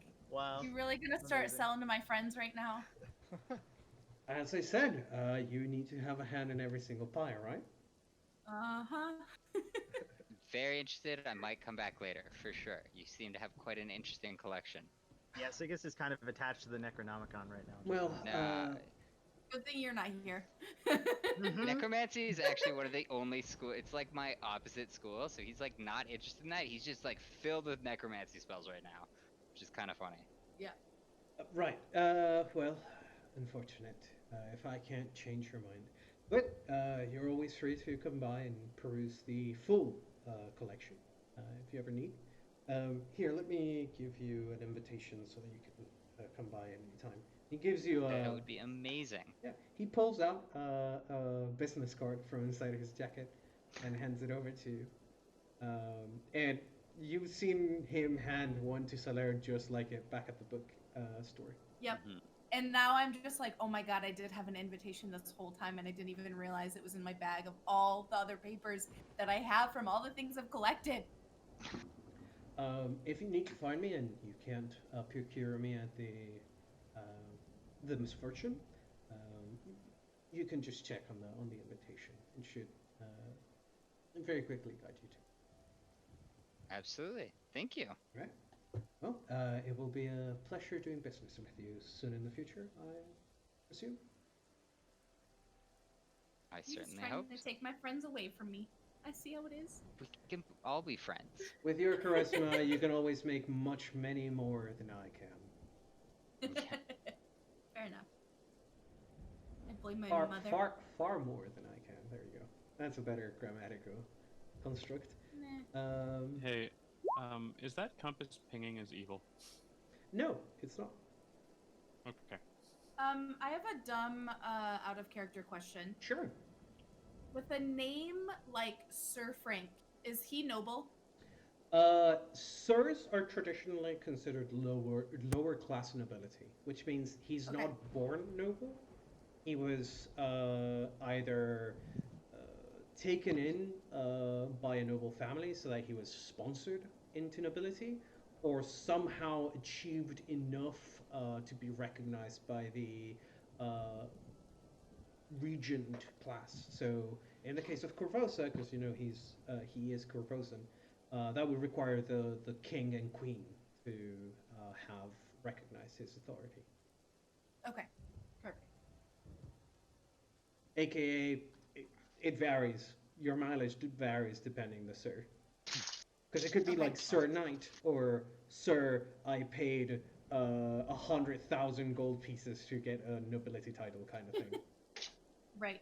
Okay, that makes sense. Cool. Yeah. So is that it? Or we? I think so. Is there anything I can help? Other things I can help you with? I'm open. But if your business here is concluded, then you have other things I need to get back to. Mhm. Absolutely. And thank you so much for your help. And then I'm gonna walk up and I'm gonna give him a big hug Yeah. and just kind of like squeeze him like I need a hug because my dad is sick kind of hug. Oof, And give me a diplomacy I check. feel like he would understand. Yeah, give me a diplomacy check. Give me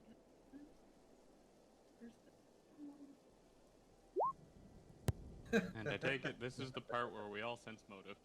Yeah, because you There guys is. were prepared for this. Give me a sense motive. Oh, there we go. Thank you, All right. Erica. Um, Celera, Good. you sort of hug Frank, and you immediately can you can immediately tell he tenses up, like he doesn't know how to react to you hugging him, and then a second later he sort of puts a hand on your shoulder and brings you in, and sort of pats your head. He's how tall are you actually? 5'8". Yeah, he's just barely taller than you. So yeah, he sort of reaches over your back and pats you on the head.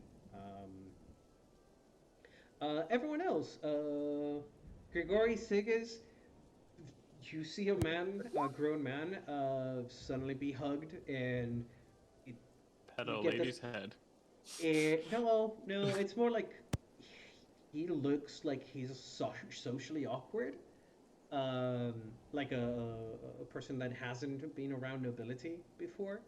Um, Erica, you get the distinct feeling like this person has that kind of reaction where they have been emotionally damaged before, and they've lost touch with dealing with physical contact, kind of thing, where like people will tense up when you even shake their hand, kind of thing.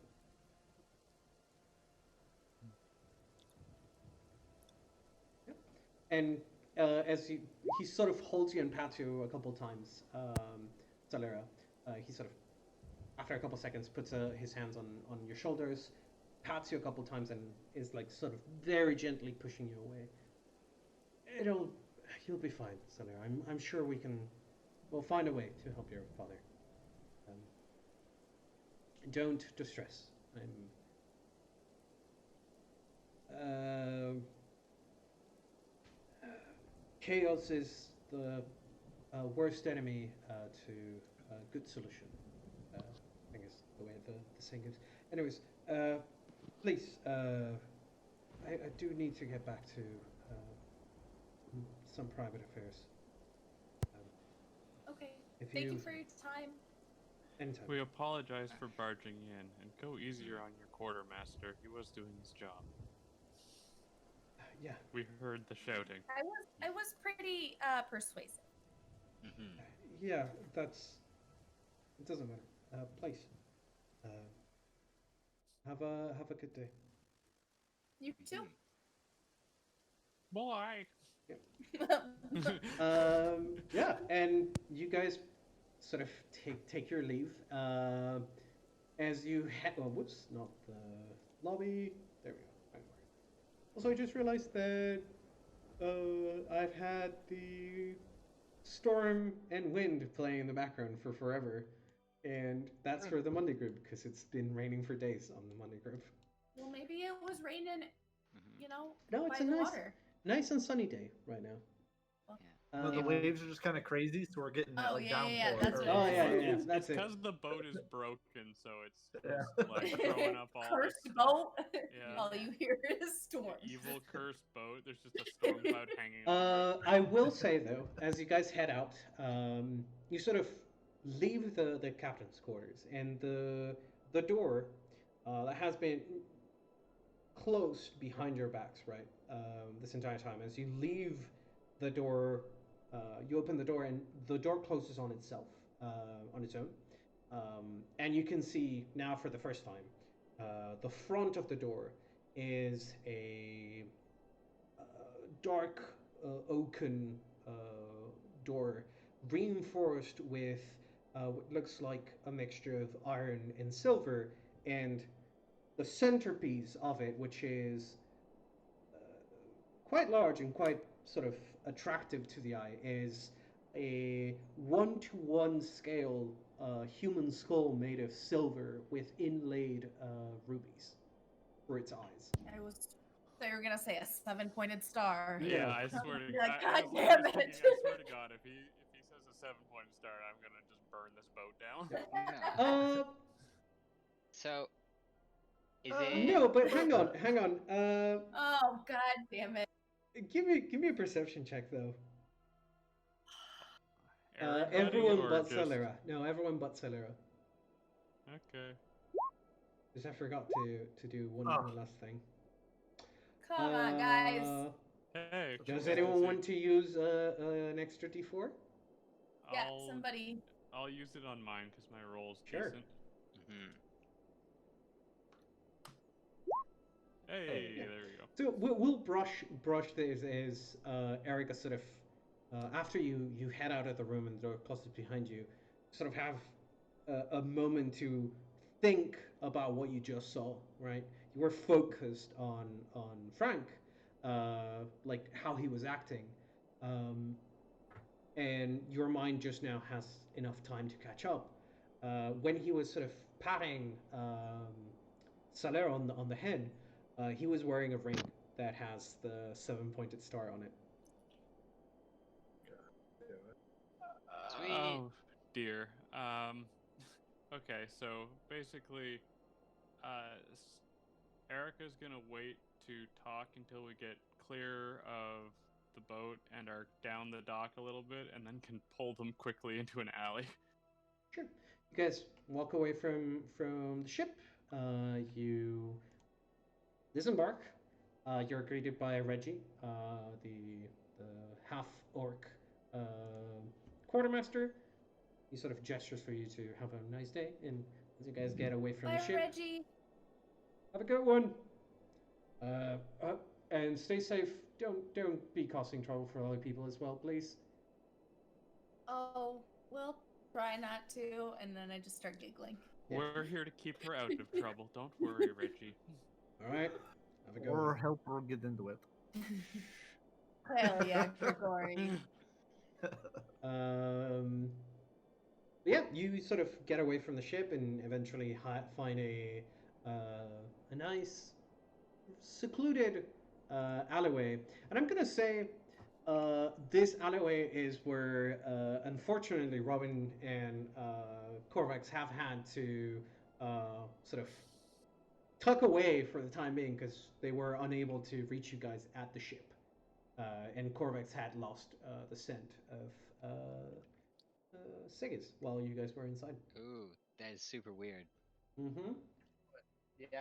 Mm-hmm. Cause I was about to say, I'm like, if I was in his business, I would invest more in lead. Erica will be like, I think that door is what was blocking that. The one with the skull and the silver and Mhm. steel. I wouldn't be surprised if there was some cold iron in there as well. Yeah. That If kind of stuff does a good job killing magic. if we're out of sight, I'm gonna cast detect magic on the cards he gave me and the one he gave Silera. Yeah. You detect magic on them. Awesome. Can I try and figure out what that is? Give me a spellcraft. Because I was just thinking, I'm like, with track object, this would be the best way to keep track of all the people you meet. Yeah. Wow. Big brain right now, Sigus. Sigis, the cards that you have two effects on them. You are only able to really discern one of them, and that is a form of magic mouth where it only outputs text. So you can't write on it? Is that what you mean? No, No, it's no. probably Like a the message will listening. appear if The you message say appears on or the do card. something specific. Oh, gotcha. Okay. So And he can set. on what, just to Anyways. clarify, because I described them before, but I'll describe them again. These cards are slick black cards with golden writing on the front that says Sir Frank Lyon Newkey, entrepreneur extraordinaire, and on the flip side says flip me twice. Okay, I'm gonna flip the card over once. You see again Sir Frank Lyon Newkey, uh, entrepreneur extraordinaire. And then I'll flip it twice. Oh, Yeah, you flip it again, and now instead of saying flip it twice, it says one block to the left, 500 meters down the dock. Or well, 300 feet down the dock. Got It's a dope combination of spells. Yeah, because I was just thinking I could, if I ever was handing out people out with locate object, you could just track anyone that you're particularly interested in where they are. Mhm. Does Silera's have the same Same two. effect? Yeah, same Okay. two effects. It seems And if I flip that, it has the same. once you flip it again, it goes back to saying, well, you flip it once, it says, Sir Franklin Yuki, Yeah. Interpreter Extraordinary. Yeah. You flip it again, Okay. and it says flip it twice. Okay. Cool. I think So maybe we should just tuck them into the bag of. We should write down. I'm gonna write down those instructions, and I think we should tuck those cards. He's gonna indicate we should tuck them into a bag of holding or something before we chat, just in case. scrying. Yeah. Like, Sigus doesn't know anything about scrying. That's the other thing he knows nothing about. Necromancy and scrying, and we're against Necromancy and not scrying divination. people. Necromancy, bad.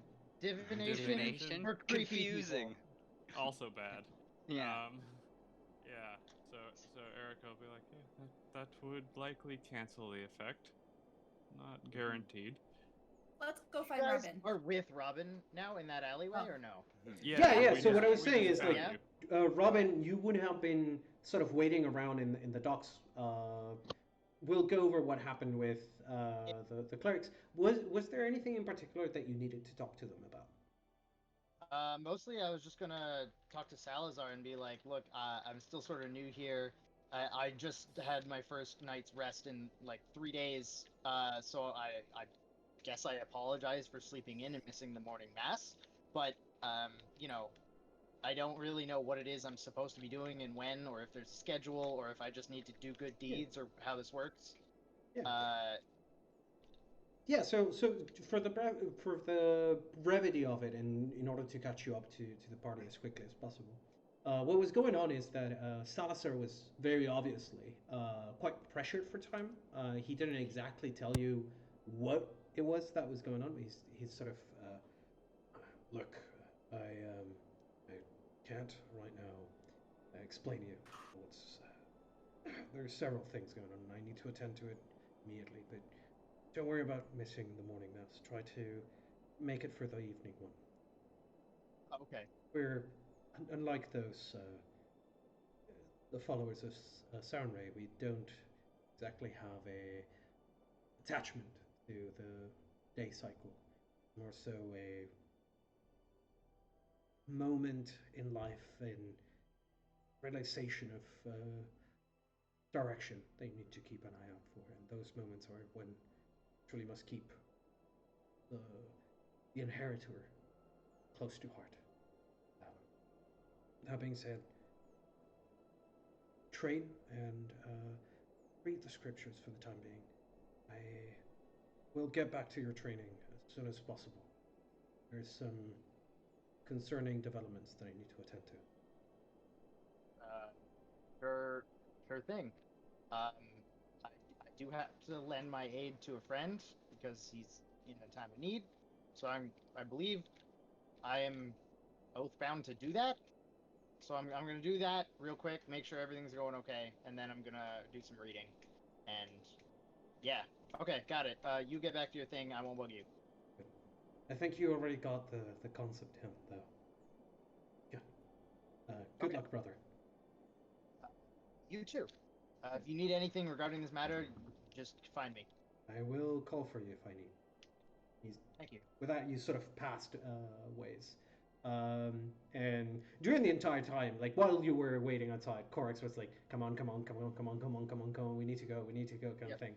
And now that you start moving, Corax is still perched on your shoulder, but giving you directions through the entire way, up until you were getting to the dockways, and he lost track of Sigus. And so you were sort of waiting around, having found the Misfortune. You were waiting in the docks nearby. So the party is back together. Do with that what you will, my boys. Yeah, so Robin's gonna be like, "Hey guys, honestly, for a second I thought you were all dead because Korax couldn't find you. So what the fuck's going on?" Magical boat. I think it blocks tracking within the captain's quarters. Also, before we get too far, Silera, Grigori, there is something seriously wrong with Lion. He has Are you some. are you sure? Because He. Okay, let me explain. He has some sort of emotional scarring quite badly. You could tell when you touched him. He like I've you rarely see someone lock up like that unless they've been through something quite awful. And that's a good additionally, thing, though, right? well, when I saw him pat you on the head, I was focused on how he was acting, but then I noticed his ring. It's a 7-pointed star. Oh yeah, that dude's shady as fuck. Like, I S- kind of got that vibe from him from the bookstore, even though I didn't really talk to him. I just sort of was like, yeah, dude's named Sir Frank. That's not a fucking alias if I've ever heard one. And he's fuck, an I've heard some. So he's an elevated noble. He probably was raised or brought into money, but Well, uh, I'm glad that you saw that because my whole idea for hugging him was to gauge his reaction because it seemed like, No. whoever has been a part of this was more or less obsessed. he may not know what the ring is. To like kind of try to give your family friend the benefit of the doubt. He does collect cursed artifacts. Sorry. Uh, he does collect cursed artifacts, so it is quite possible that he just has it on because he knows the curse effect, but doesn't know what it represents. Would we he's be also able? wearing one. So yeah, I mean, I know what Okay. it does. I know the implications, but like, yeah, I'm a good guy. I don't know. If that makes sense. But Did he seems any of shady. Just saying. did any of you That's so frustrating because up until we left, I didn't feel like there was anything tipping me off that was bad.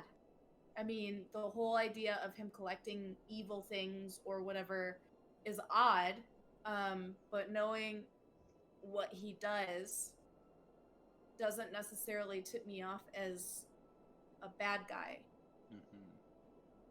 Mm-hmm.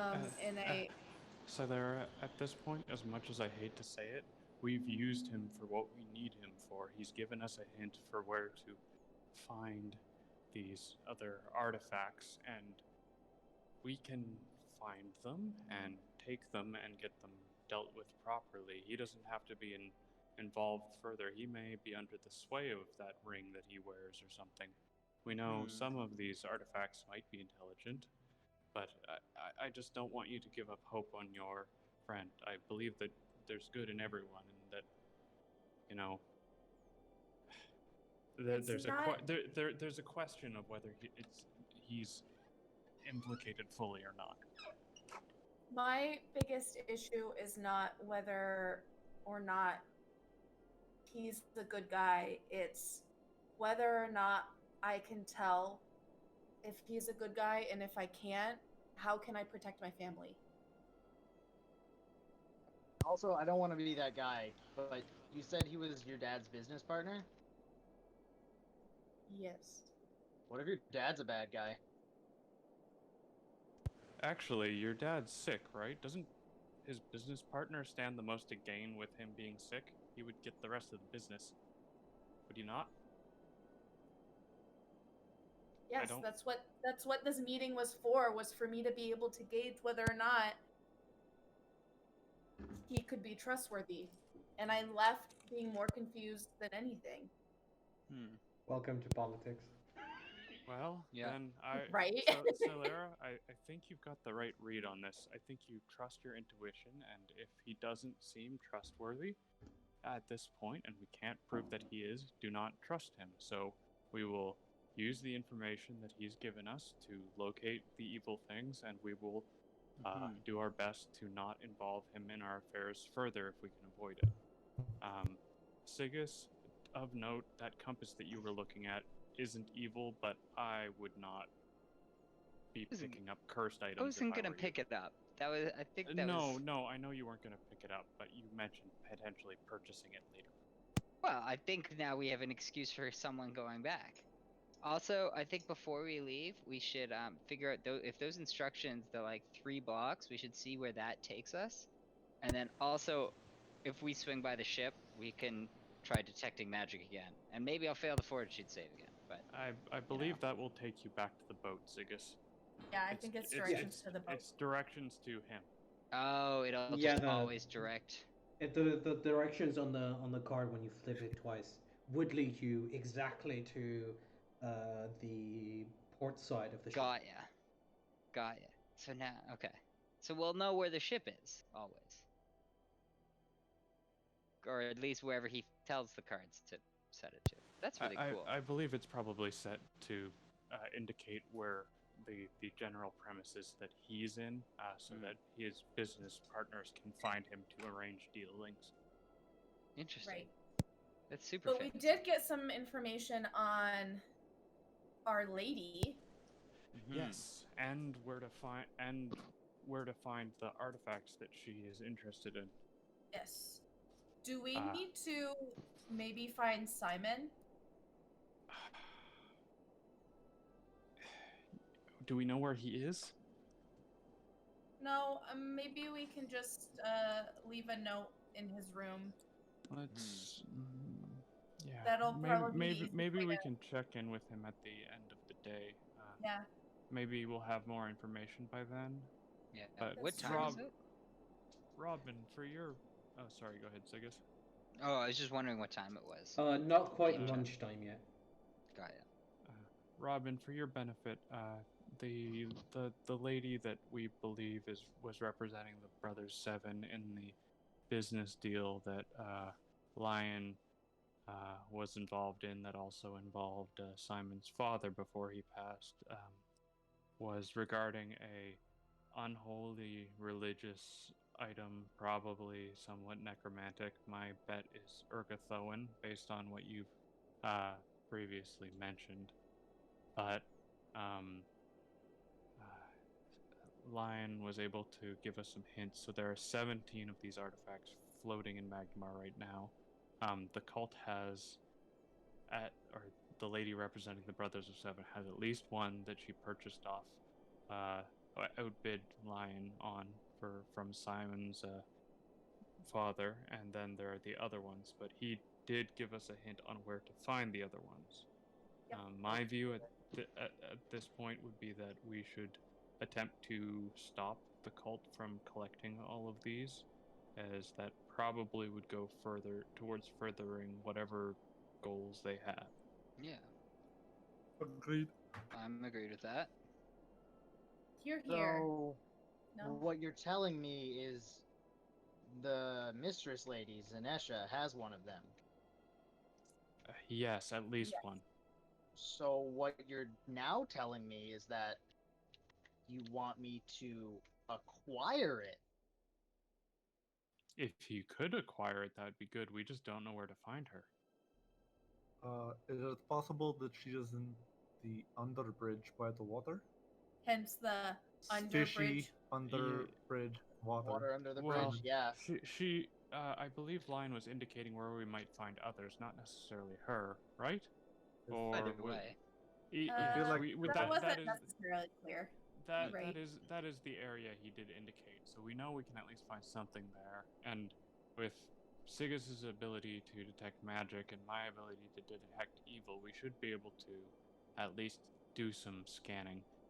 Also of note, I don't know how familiar you are with Magnamar, but once you get into the warehousing district and the underbridge, the guards don't frequent there commonly, which is why I was hiding towards that area.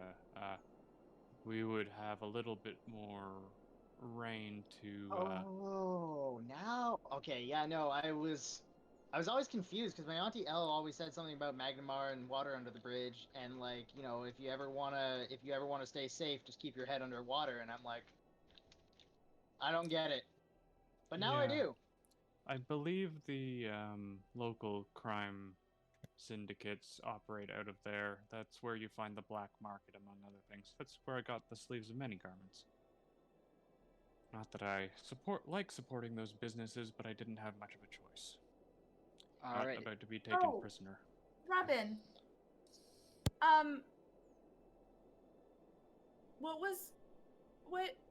Do you have a family member that did art? God, I can't remember her name now. Oh, I believe the name was, last name was, Jigara Banks. Did that ring a bell? That hyphenation.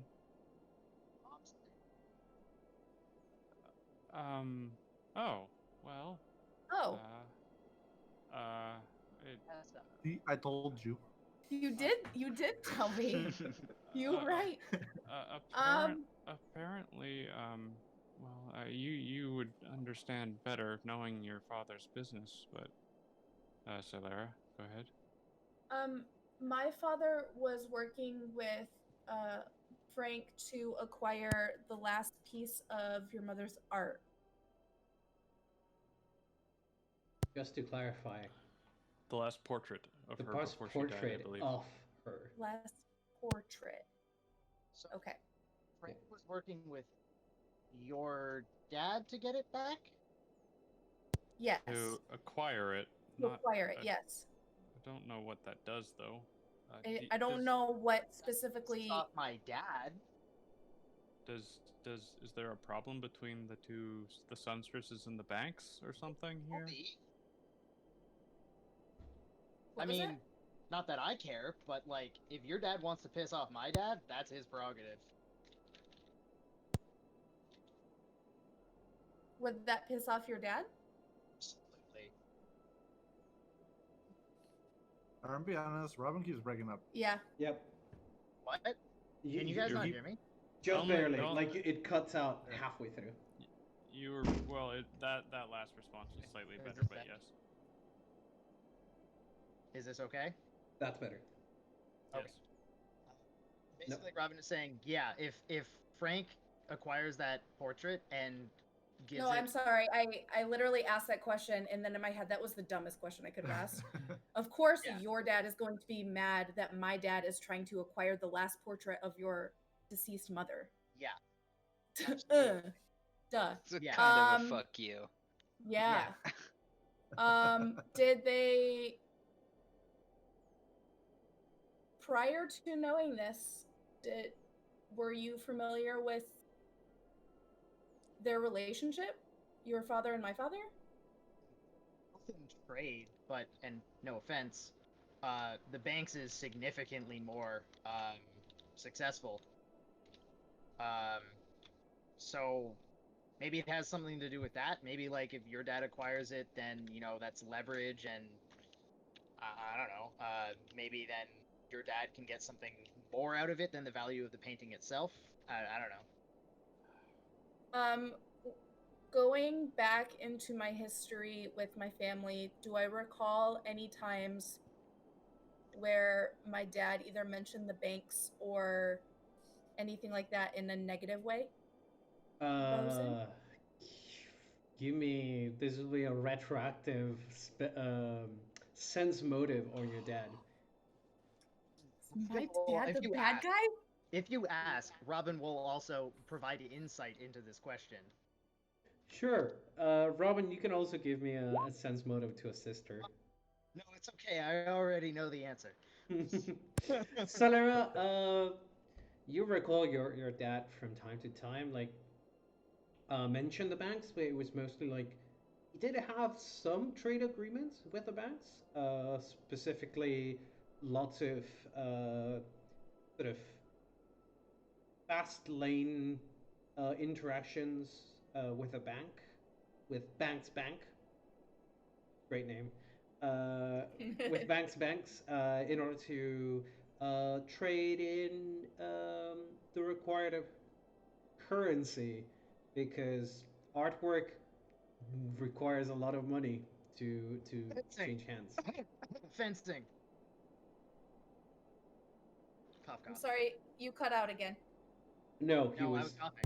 he was coughing. He was doing that on purpose. Yeah, I was fencing. alluding to some shady business. Yeah. Gotcha. What I was saying though is the context in which it came up was mostly Richard Banks, or whoever his representative was at the time, from time to time would increase the rates for these special services for fast lane um, dealings at the bank. Essentially, skipping line, getting access to more immediate cash, having some loans if they needed them, kind of thing. And the bank's bank uh, would, from time to time, charge extra for it. And your dad would be pissed about that, kind of thing. But that's sort of neither here nor there. It's sort of the typical complaints that you would hear from a businessman. Are you? Yeah. Did your dad ever work with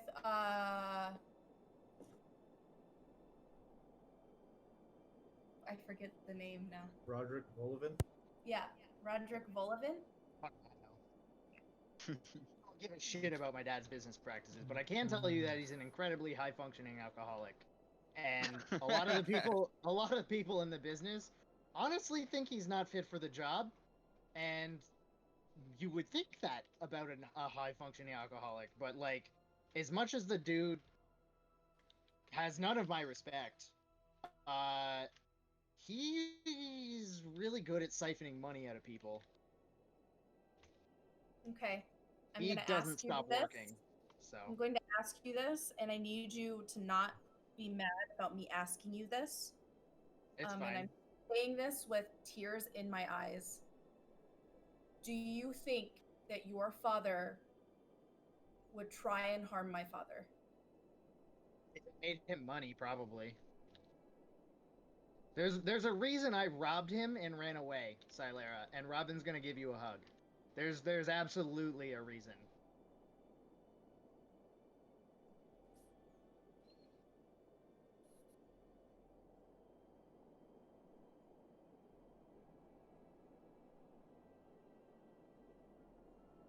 I think we better. We don't have any more information, and I think we definitely need to learn more from this guy. Um, but Well, yeah, I don't know what we can do. I don't know if there's anything more we can do now to help. I think the next stop is the underbridge. Hmm. I mean, perhaps if we unravel more of this thing, we'll find some way to help your father. I know, like with the description that the best healers can't treat him, it must be some variety of a curse. And Did they describe it at all? it was your letter said a lump and pallor, right, Sailora? I believe that he was pale and had patches of dead skin. And there was some kind of growth, I thought. Yeah. Noxious growth sprouted on his Skin and patches kind of sounds like could be some kind of undead infection, maybe. Hmm.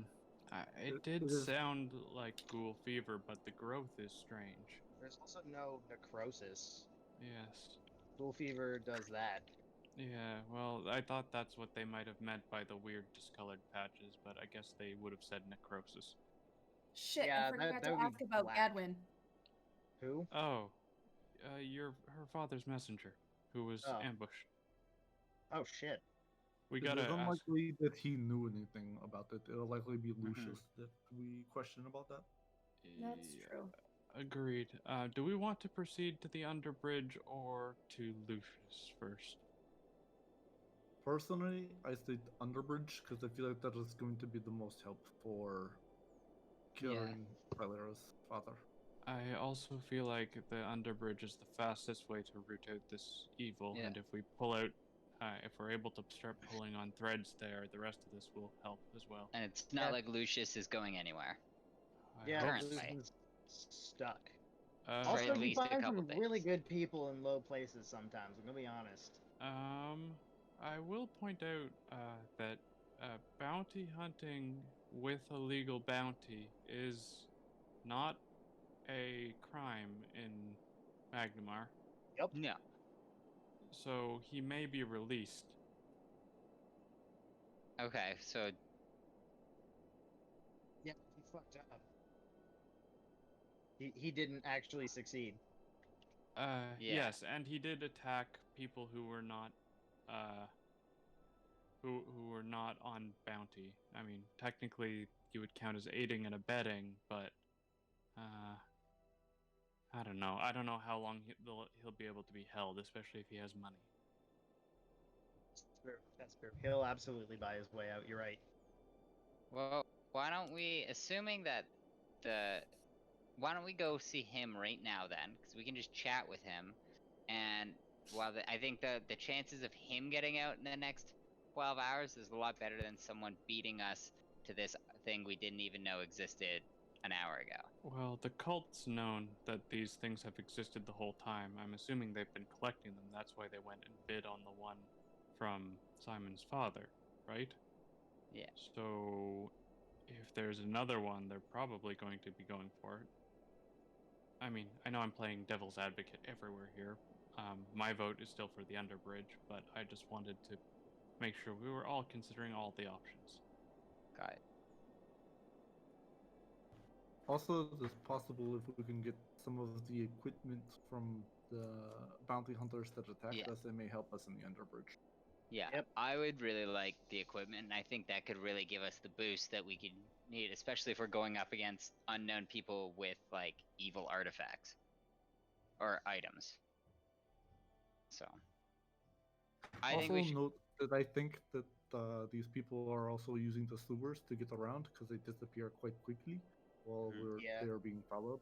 So That's the first place just Lucian a went note. as well. So That Yep. would be consistent with the underbridge. I mean, a lot of the city's sewers empty out there.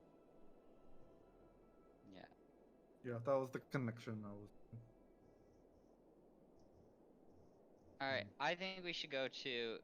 Well, do we want to just take a vote then, or I think we should go to the office, the law office, and deal with that, and then go tackle down under. But Yes. Agreed. I'll go. Uh, All right. I will try to remain silent and unnoticed. Please vouch for me if I do get apprehended. got it. Absolutely. Definitely Does- just keep your mask up like I do. Oh, yes, I guess I could use your style of head covering. It'd be a little less obvious than the helmet. I don't. Yeah, Do we that's what I have? was thinking. I will point Okay. out, just He in case you doesn't have guys a don't thing. forget, going into the halls of justice, they make you remove every piece of equipment that you have on you. Yeah, Yeah. and he That's doesn't have a passage, a letter saying to let them through. Yeah, he does. No, Erica Erica doesn't. does not. Erica doesn't. Erica does not. Oh, Gregory I thought you were does. saying. Yeah. I thought you were saying Grigori. Yeah. Well, on that note, if you guys would prefer, I can disguise myself as a homeless person again and walk the underbridge and see if I can sense anything. I know there's Okay. a lot of evil under there, but if there's something particularly strong, I should be able to direct you towards it. Just do a quick survey and meet you back at the bottom of the ramp. This thing, and then Robin's gonna detect evil, and his Yeah. eyes are gonna start glowing. Yeah. Oh, good. Nifty little trick. Good work, Robin. I see you're developing already. Yeah. Although Robin's eyes probably glow purple instead of like white and gold. Golden. Yeah. Yeah, they probably glow purple. And she'll kind of look at you again and be like, "Ew, we really need to get you fixed. I don't like what those tattoos are doing to you." Yeah. Yep. Yep. That's the plan tonight. Steady All right. sesh. Well, I'll do that quick survey while you guys are in the halls, just so we don't have to play legal drama here. Also, Okay. I don't. It is technically against my code to be willingly taken prisoner. Yep. All right. Yep. So Struggled with that one. let's see if I gather everything correctly. You're splitting the party 1 and 4, with Erica being on her lonesome going to the underbridge to scout ahead, and the rest of the party going to the halls of justice. Character, out of character. Sandy's died more times than anybody else I know in D&D. Can we not make him go alone? Or just like, I don't. yeah, it sucks, but Uh, but Can I we don't have think. him? Can we have him like chill somewhere? Can we have him like go to the Yo, book? go shopping, man. Actually, Yeah, can if you you Buy want, some sweet stuff. We Yeah. have a list, and there's some things we just need to buy. Grigori can go with Erica. Yeah, like Yeah. we need to. Everybody needs to have at least one other person with them. Yeah. I Or think that I would be can a pretty go good with- pairing as well. Okay. I don't mind sitting one out, and I'll go hang out with him. But Also, like maybe the rogue should go to the underbridge. I don't know. or if you guys go in, me and him can check out and do all the research on like the evil religions and the Thessalonian stuff. Yeah, we Just- could book. Well, with Erica though. Yeah, I think that's So- fine. What do you? It's up to whatever people want though. Erica's game as long as she doesn't really have to go into the halls of justice and can kind of avoid the church as much as possible. Yeah, Yeah, I we'll feel go to like the the best- bookshop. I think Yeah. the best pairing would be Robin and Erica, Okay. because both of them technically have trouble with the law. Yes, that's a So great For point. technically- completely different reasons. Yeah, so like technically, if you bring up the bounty on Robin, it's possible they just take Robin in. That's a good point. True. Good luck. Robin is the worst prisoner. That- Okay. I think That that moment makes sense. when the two members of the party that are wanted are both paladins. Both Yep. the paladins. Well, I mean, I guess this is a good chance for me to help you with some of the principles you seem to be skipping occasionally, but we'll take a walk. Hey, I'm doing a good job. Salazar was like, "Yeah, I'm surprised that you get this as much as you do. Just read some books. I got shit to deal with." And I'm like, "All right, dude, I can do that." Reading between the lines, he might have been telling you that he's busy and Oh, he's you incredibly should, busy. and Yeah. and you should probably study a little more since you were elevated so quickly. Yeah, absolutely. So Also, that, real quick, just to verify, we gave Grigori bombs back, right? What bombs? We don't have any left. I don't think. I thought we I- gave some back. I I thought think we used them Robin all. and Dorbin lobbed them We all used down like. there. Yeah. I think we only lobbed 2 down the well. No, you Oh. guys And then lobbed we- 2 down the well. I think there's like a couple left. I can't remember Yeah. how many. More I could have the, sworn we gave them. Like, in the moss in the manor. We used Dragonfire and And the stink bombs. yeah. yeah, just 1 of each though. And I Yeah. think we still had like half of it because we used the explosive Maybe- ones maybe. specifically back at the well, but then we had like the other half that weren't explosive types, and then we Yeah. used 2 down the well. Okay. I was mean, I making have sure I not- was remembering properly because they're not currently in Grigori's inventory. So Yeah, I mean, Will- I was told that Dorbin had the bag because nobody was gonna let Robin touch it with a fucking 10-foot pole. Nope. So, I was And not keeping track maintaining of it that No, personally. we went over this. You guys gave it back to Grigori when you met back Okay. up. Yeah. Okay. We'll Ten figure point, out how many are left after the session. Okay. Because I need to look back at the videos for that one. Yeah. I was hoping you guys had kept track of it. Well, Yeah. I mean that from what I remember of our use, those were the uses. Where we used Yeah. pretty much half of all the explosive or all of the potions at the well, and then we used Yeah. 2 at the other thing, and Yep. however many Bombs. are left. I And then can't 2 remember more. exactly. So 'Cause we it- used 'cause- 14 out of 20.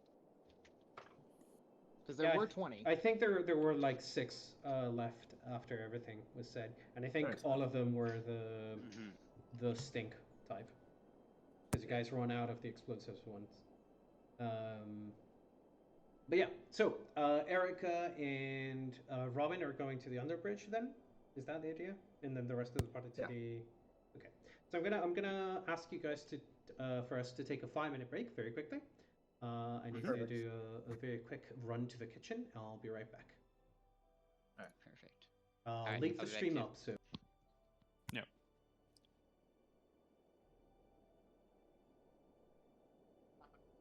Myself, so I can just, let out all the profanities. Oh, Because no, I I'm have still no here. control. I was gonna say though, in regard to Erica and Robin wandering, yeah, do you want to role play through talking about some of the code? Oh, I mean, we could if you wanted. I think a lot of it is just going to be Robin saying that he started not with the tenants of Iomade, but with the tenants of Aradin, Yeah. Iomede's, mentor, and he, laughs off how he prepared all of this stuff for the initiation and he memorized the wrong fucking Bible. Just like it's archaic and it's basically the same thing, just really fucking old. Yeah, and she's a little bit more righteous fury than Aradon was. Yeah. Aragon was a little bit more passive. Iomede's a little bit more, I'm gonna murder it if it's evil. Yeah. Her and Sarenrae get along pretty well. Oh yeah, they get along real well. But oh yeah, what else? I don't know. Robin doesn't have paladin spells yet, so that's, I guess, he might be like, okay, so how the fuck do spells? And he'd be like, I've seen Dorbin prepare spells in the mornings. That thing you do, like, can I do that? No, fuck, I can't do that. Also, why are my eyes purple? Yeah, that's not normal. I mean, like, I think the things that she would want to talk to you about are probably, kind of the first two hits in the code, which are from her point of view, are the two most important ones. Just about, the the and how if you follow the code and prove yourself worthy, then Iomade gives you more trust and more power, and that's when you get the spells, kind of. But it takes a long time. Yeah, I had to really think about my situation when I was down in the sewers with Lucian, because I really had to think about the tenants and how that situation applied to the tenants. And I was thinking, maybe I could let him take me to let you guys be safe, because he could have come back and just wiped you guys out because no witnesses, right? Um, but then I would be getting taken prisoner, and that's like sort of near the end of the tenants. I Uh, to be yeah. to be honest, that is the third tenant, and you're when you're in doubt, you can always it's allowable to take your enemies by surrender, but given that he was within the law, I guess that technically makes sense. But I am honestly impressed that you didn't kill him. Uh, the following your heart there to see what was true and right, I think led you well. The other thing I'd call out is just with the thievery and sneaking and such. The second tenet does regard not tarnishing Iomede's glory via base actions, and just keep that in mind. That your the means that you're taking to achieve your ends don't tarnish her faith. It will help you gain more power within Iomede's flock. Okay. I mean, that does make sense. At the same time, though, if you think about it, it's kind of my strength. It's kind of my thing. Oh, She, don't get me wrong. I'm not saying you shouldn't. I'm just saying, uh, it's important to consider your actions. All of them, even if they do achieve a good end, the means that you're taking to achieve that good end may not be good, you know? yeah, I get that. It's just like I used to do it for fun before because it was kind of like practice, but now like I do it with intent and meaning. Yes. And as long as you keep that in mind, I think that's probably why you were able to gain access to the faith so quickly. You have done a significant amount of good. You helped vanquish a crime lord in Sandpoint. You destroyed 2 demons and a demon summoning ritual. That's more than most can say, certainly. Even some paladins. Yeah, absolutely. It's a good ride. Oh, also, I actually haven't killed anybody or anything my whole life. Non-lethal? Yeah, I've never dealt a lethal blow to anything in my life. Oh. You'll be glad to know then one of the powers that later Iomade may bestow upon you is imbuing your weapons with divine grace that allow you to it makes them more effective but prevents them from actually killing unless you try really, really hard. Sadly, I don't really have to try really, really hard. I just hit really, really hard. I've So, seen you punch, I remember. yeah, it's kind of been like ingrained into my skull. I don't know, it's just like, yeah, I don't know. I just see the openings and it just kind of happens, you know? Just 45-degree angle on the spine. It just does the trick, dude. I don't know. Well, you will definitely not have an issue with guarding your fellows in that regard. You don't back down from challenges, so I'll give you that much. I'll say one thing though. I'm kind of I don't know, maybe like disappointed in myself a little bit because I've had to be saved a lot,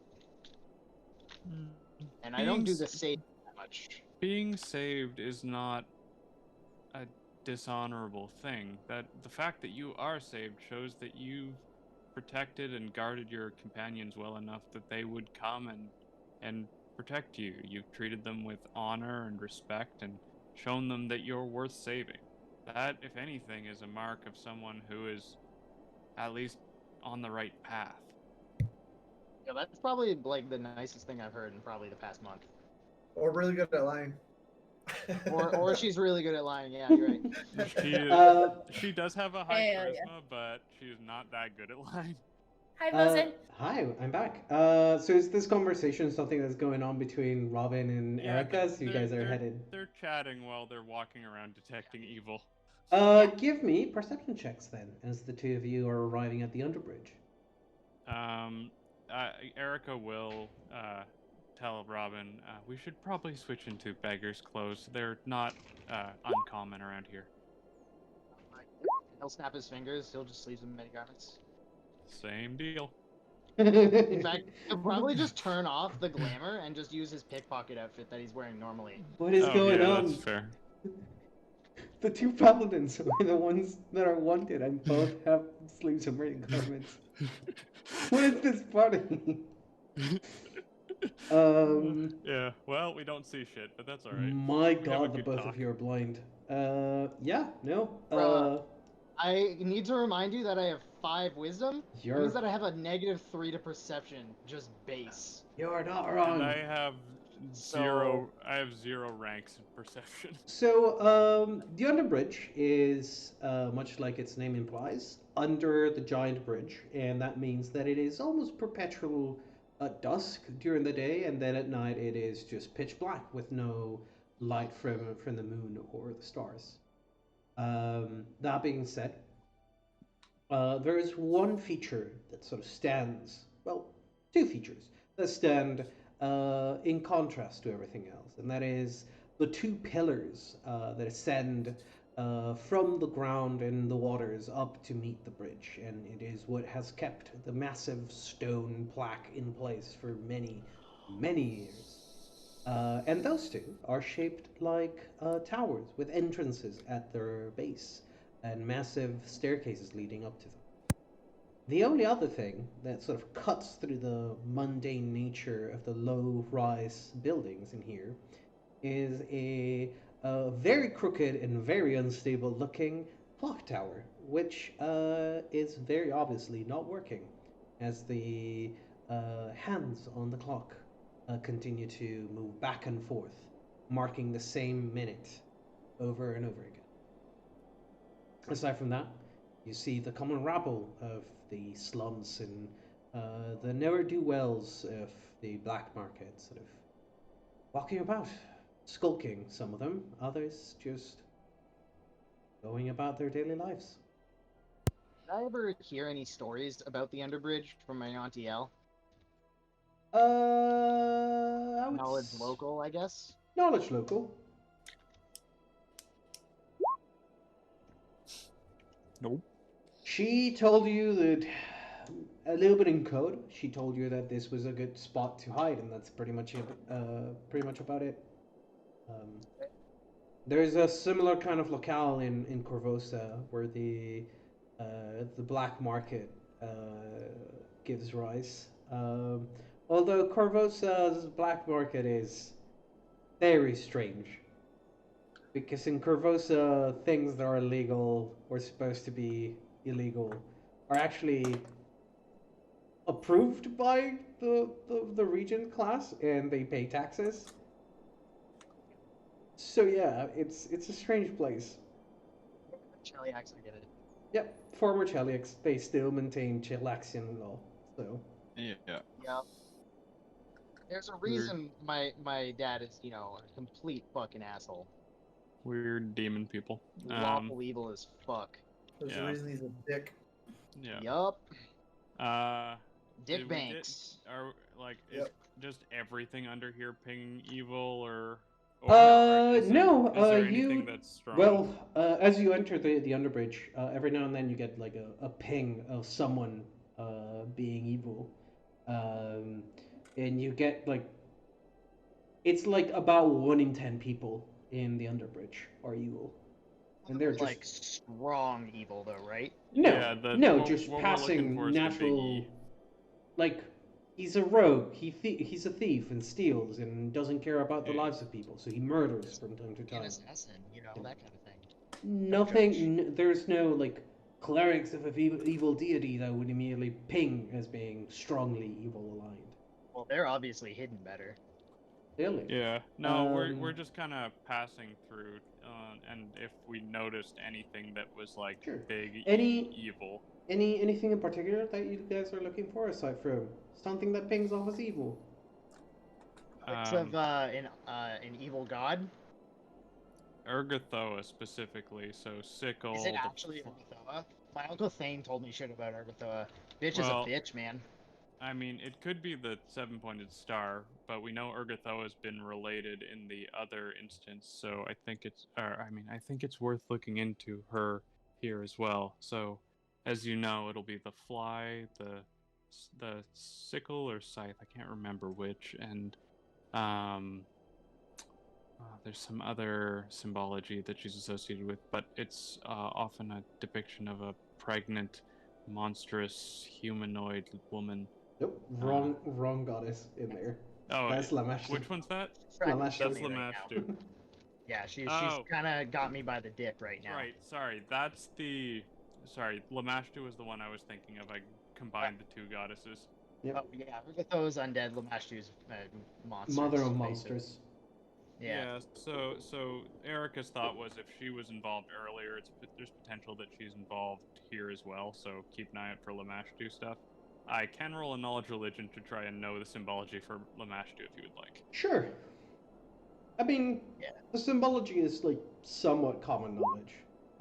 Yeah, I'll You take a look. certainly know your things about Lamashtu, apparently, Robin, and so does Yeah, Erica. well, she's trying to kill me, so I fucking hope so. Lamashtu is usually depicted as you were putting a woman who is pregnant and has scars all over her body, traditionally depicted as mid-birth, giving birth to some kind of monster, usually some kind of multi-headed being. Sometimes it's a hydra, sometimes it's a kraken, or something that looks like a kraken. Depends on the depiction. She is usually shown as having the head of a jackal with 3 eyes and wielding daggers in each hand, as well as a pair of demonic wings on her back.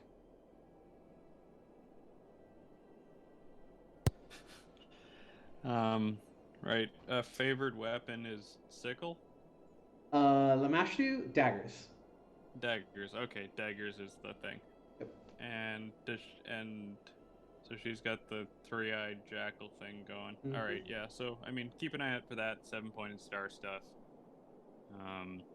But really looking for any larger evil, aside from like the low-level stuff that we're seeing with just thugs. Okay. You know, also, Erica, this might seem kind of weird, but I have the urge to fix that clock tower. I don't know if we'll have time for that. No pun intended. Sorry, that one was actually really good, dude. It really was. It was Yeah. like, yep, Respectable. yep. Yeah. It But, took me a minute to understand what you were getting at. And it's like, oh. Same. I was just like, huh? Mm-hmm. It's about as Yeah. effective as putting a watch on your belt. It's a waste of time. Yep. Hey. Yes. Yeah, I think maybe once the others come, but I think we should try to blend in and stop causing a disturbance. But you do have the right idea that you would like to help, and I believe that would help those under here track time. Selfless It's enough. stuns, so. Yeah, exactly. Only I think it doesn't matter. Well, the other way that we could. Oh well, no, that would crush all of them. Never mind. Robin, yes. I mean, good that you realize that, but your instinct for destruction might be a little overbearing. I mean, I know it's the Finger last. guns. I know it's the last tenant, but technically we are supposed to be temperate and moderate in our behavior, and Yep, trying so just a to little bit. imitate her perfection. Just a little bit. Just give it a nudge. We don't have to do all the work. We can let gravity do some of it for us, right? The results should be temperate, I believe. Your actions and the results are tied usually. Hey, in the meantime, back on the road to the halls of justice, it's a long road from the dockways where you were at, you guys. Sorry, I just got a private message and I had to react to it. Sorry. You guys, I lost track of my thought. You guys have a long journey from the dockways to the halls of justice once again, uphill and then across the capital district to get to your destination. The better part of, I would say, better part of an hour, and you arrive, and once more, as was the case yesterday. There's a long ass queue of people waiting to be checked and then allowed entry into the halls of justice. Where's our horses? Yo. You guys left them Cider. at. No, actually, you guys had left them tied at the Crimson Raven. Yeah. I thought we gave them to Simon. Nope. No. He was gonna give us new horses. Yeah. I thought he bought them from us, and then when we needed new ones, he would just give us new ones.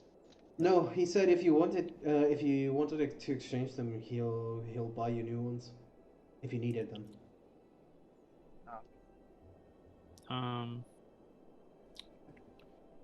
Okay. I think, out of character, did the Ritz give us the ability to cut in line? I thought there was something about that. Technically no, nothing was mentioned about that. But if there was need of it, you could call in for an emergency. Yeah. If we have info that we need to be acted on Yeah. immediately, then we. If you needed to contact, it was specifically if you needed to contact Justice Ironbriar that you could use the writ to gain access. Got ya. We Okay. are not interacting with him at all right now. Yeah. Yep, no, for sure. I remembered something being mentioned about that, and I wanted to make sure we brought it up. All right. Let's go. You get Let's get it. All right. I'll just point out once again, it will take about an hour and a half to get through the queue, just to get into the halls of justice. that's fine. Okay.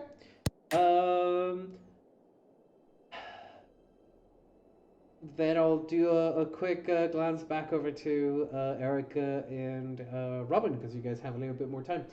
Um, any particular ideas of what you want to search through for? You guys have sort of made a cursory glance through the main streets of the underbridge, made it from one end to the other, but there's still plenty of area to check. Well, let's think. He said smells fishy and strike a bargain. So perhaps Fish a market, obviously. fish market in under the bridge. Yeah. Robin's gonna look to the nearest person and be like, "Bro, do you know where the fish market is?" Sort of looks at you, looks around. What kind of fish are you looking for, though? The smelly kind. No, you're gonna have to go all the way to the main road. Go all the way back to the dockway. Necromancy. Is there a necromancer down here? He looks at you, looks around, and like turns his head and starts walking away. Oh, okay. So that's Robin, yes, by the way. Yeah, that's a yes, but let me try on the next one. If you bring that stuff up, you'll get us unwanted attention. You immediately look around to see if you can spot the next person. There's no one around you now. Yeah. I mean, I don't know about you, but like, I'd rather not look for them. I'd prefer that they find us. Okay. I think we want more people around when they find us. Wow. Let's try to get lost in a crowd and then head for the waterway. If there are smelly fish, I suspect they would be around the water. Yeah. That's a good point. Erica, give me a knowledge local. I do not have that. I have nobility, religion, planes. I give you a knowledge local? I'll allow you to roll knowledge local and trained because it is your hometown. Okay. And Robin, you can also give me a knowledge local. Nah. Good thing that Erica knows her way around. Erica, you've been staying in under the bridge for a bit, but in general, you do know a little bit, quite a bit of the layout of Magnemore itself. The road that sort of connects the main road to the water, and it is sort of it reaches the water where the waterways are sort of letting out all the sewage back into the ocean. That road goes from the cliff all the way to the water, sort of cutting the underbridge in half. And it is called the Water Street. And it does sort of have on one end, right by the cliff wall, is where the clock tower is, and it sort of goes from there, cutting the underbridge slums in half. I would I know, like, I did deal with kind of some shady vendors to get the garment sleeves and mini garments. Was that on Water Street? That would have been. You probably got them from some private vendor, not particularly Okay. on like a open market. I would say. Okay, that's fair. But most of the rubble, the general rubble you've seen around, has been on Water Street.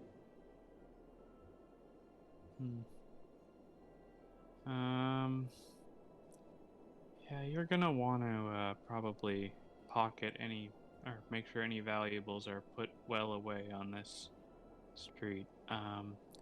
I figure we walk down and keep an eye out on the street, see if we can find our smelly bargain fish. I mean, I was literally raised for this purpose. Like, okay, first of all, like, Robin knows how to hide shit on himself. He has a pickpocket's outfit for a reason. Alright? Like, if people are gonna try and lift things off of Robin, it's not gonna happen. Robin has all of the, like, preparations made. He's like, no, this is my standard right now. This is how I live. Okay. That fanny pack is under 3 layers of clothing right now. Well, then, in that case, There is if only you... one pocket that leads directly to it, and there are 16 fakes. So, you know. All right. If you can watch my back, then that would be appreciated. Yeah, sure. You walk ahead of me, and I'll watch your back. Literally. All right. I might get distracted though. Maybe that's not a good idea. Which way are you going? You guys going then? Are you? Towards Water the Street. water, down Water Street towards the end of the bridge. Okay. Is what I was thinking. Are you guys still, or are you still guys looking? Are you guys still looking to do like a sweep with Detect Evil, or are you just heading? Yeah. Well, Yeah. Yeah. I mean, I assumed we sweep this area previously, or No, you guys sort of went across mostly the middle of the underbridge, like combing the larger sweep of the Okay. area. But the Water Street sort of runs perpendicular to everything else. Well, let's try a sweep on Water Street, and then when we get to the water, if it still seems reasonable, or if we're getting a hint, we could go try and talk to a fish merchant or fishmonger or whatever.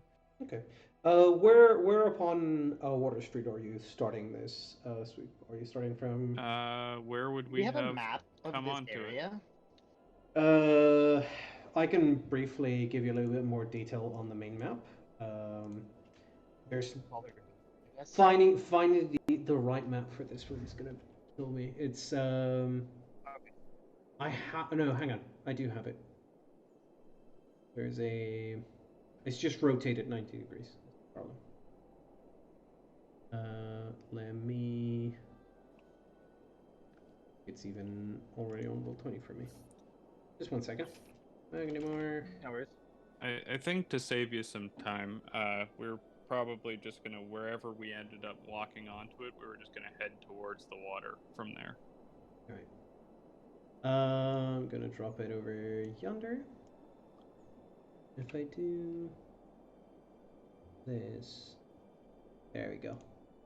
You should be able to see this map, which is rotating 90 Right, degrees. yes. And you'll see that the underbridge does have a sort of clarification. And you can see. Oh, yes. Yeah, you can see it's very tiny, but you can see that there's a bunch of double buildings that are perpendicular, like parallel to the street, and then it suddenly hits a L-shaped building. And that is sort of the end of Water Street, and that is where it sort of goes into the buildings that control the sewage output. And that's in the middle, right? Yeah, that's the L that I'm looking center. at? Yeah, that's the center of Okay. the L. The Water Street starts all the way back at the cliff, and if you look closely, there's a slightly larger building, and that's the clock tower. Yeah, I see. Yeah, in the middle. Yeah. Yeah, in the middle. It looks Got like it. a double building. Okay. It's hard to tell at this scale. I mean, wherever we're walking on, if we head towards the sewage places and then sniff around there, I mean, sewage is smelly, right? There might be evil sewage. Evil sewage. Man, is- my Uncle Thane has told me stories about things that he's found in muck. My God, that poor Yeah. man. It sounds like aberrations to me. I mean, Alright. yeah, I mean, he's seen entire fucking like colonies of ghouls that just live in sewers and they just swim under the shit to So- completely be obscured from anything. It's gross. So are you guys trying to do this? My question will be summarized to this. Are you guys trying to do this to get as quickly as possible to the end of Water Street, or are you trying to comb all of Water Street? What do you think? I would vote for comb if we've got the time to check it properly, because our detect evil should do us a lot more good that way. Erica, I don't even know why we're here right now. Oh, well, we're looking for traces of the other artifacts that Lion had mentioned to us. Remember we were telling you about those, the 17 of them? So that's what we're doing here. Okay, cool. Robin's gonna just look around Water Street and try and find the nearest shop. Don't mention it directly. That's probably not going to get us anywhere. Just before. Yeah, I'm gonna throw gang signs. It's fine. All right. I'll Okay. be over here checking this area. All right. I'll ask one last time because I need clarification in this. So Robin, you're going for a shop, right? The nearest Yeah, shop. yeah. Which, by the way, Yeah. there's not many in the Underbridge. Okay. And Erica, where are you headed? Erica is kind of staying in the general vicinity of Robin while he's doing this, but she's trying to do the scour Water Street option, is what she is going for. Okay. Then I'll say that the two of you are walking to Water Street, uphill, so towards the cliff, and you're sort of starting your combing from there. And Robin, you're trying to spot the first shop that is available. As you guys start to comb, Erica, you detect some evil, and it's a little bit more than just your standard ne'er-do-well thief. It detects as being something a little bit more nefarious. You're not certain how strong it is. It's sort of giving you that sort of at least it's like could be a strong undead or it could be a couple HD demon or some evil line creature, but it is definitely giving you a little bit more of a moderate response. I believe it's. If she can, Go ahead. if she can isolate, like if she is getting that ping and she can isolate like the building kind of that it's coming from. So sort of get a ping in your first pass through, and Robin, at this point you would have spotted the shop. You're sort of going in the opposite direction. Erica, the ping is coming from one of the alleyways where there's just piles and piles of trash. Okay, upon seeing that it's a pile of trash that's pinging, she's going to kind of just walk past it like she was just walking by and then loop back over to Robin while trying to kind of basically she wants to stay close enough that she can tell if the evil thing moves away, but she wants to not go toe to toe with what she thinks this is. Right. To note, Grigori did tell you that the scarecrow came out of a pile of trash. Exactly. Yeah, that's exactly what she thinks it is. She wants to track it with the detect evil, but she doesn't want to give away that she's noticed it. Okay, I will point out that detect evil is a cone and it is off of your vision. Yes. Okay. So you would need to be looking in the general direction of whatever you're trying to track. So is there a way then that I could like be standing across the street from it just to kind of keep an eye on the alley?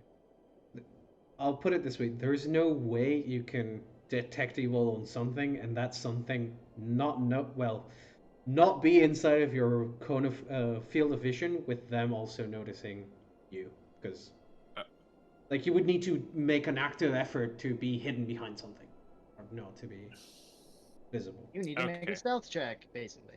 Yeah, Well, not necessarily, but like if you come up with a good cover, I will allow it. But you're currently out in the open, in the slums.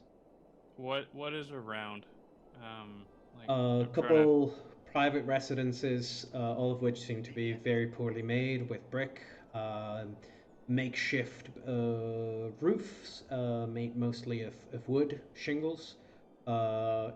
Looks like if something were to catch on fire, everything would spread very quickly through. Trash, lots of trash on the ground. Aside from that, there really isn't anything. Whatever is of value or usable, people have stolen. In that case, just to kind of make herself look like a properly crazy person, she is gonna start scratching, kind of like bend down while keeping an eye on the alley, and just start scratching religious symbologies for the good aligned deities into the dirt. Kind of make it look like she's just a crazy homeless person. who's Hmm. writing in the ground in the middle of the street. And you're sort of trying to take glances every now and then. Is the idea? Yeah, I know I'm not going to be able to maintain direct contact, Okay. but she wants to know if it moves away. Sure. You sort of kneel down, start to take some notes, some crazy scribbles on the wall. You glance over it, still there. Go back, glance over, it's still there. Glance back. As you sort of look back at your writing, glance over, and it's gone. Okay.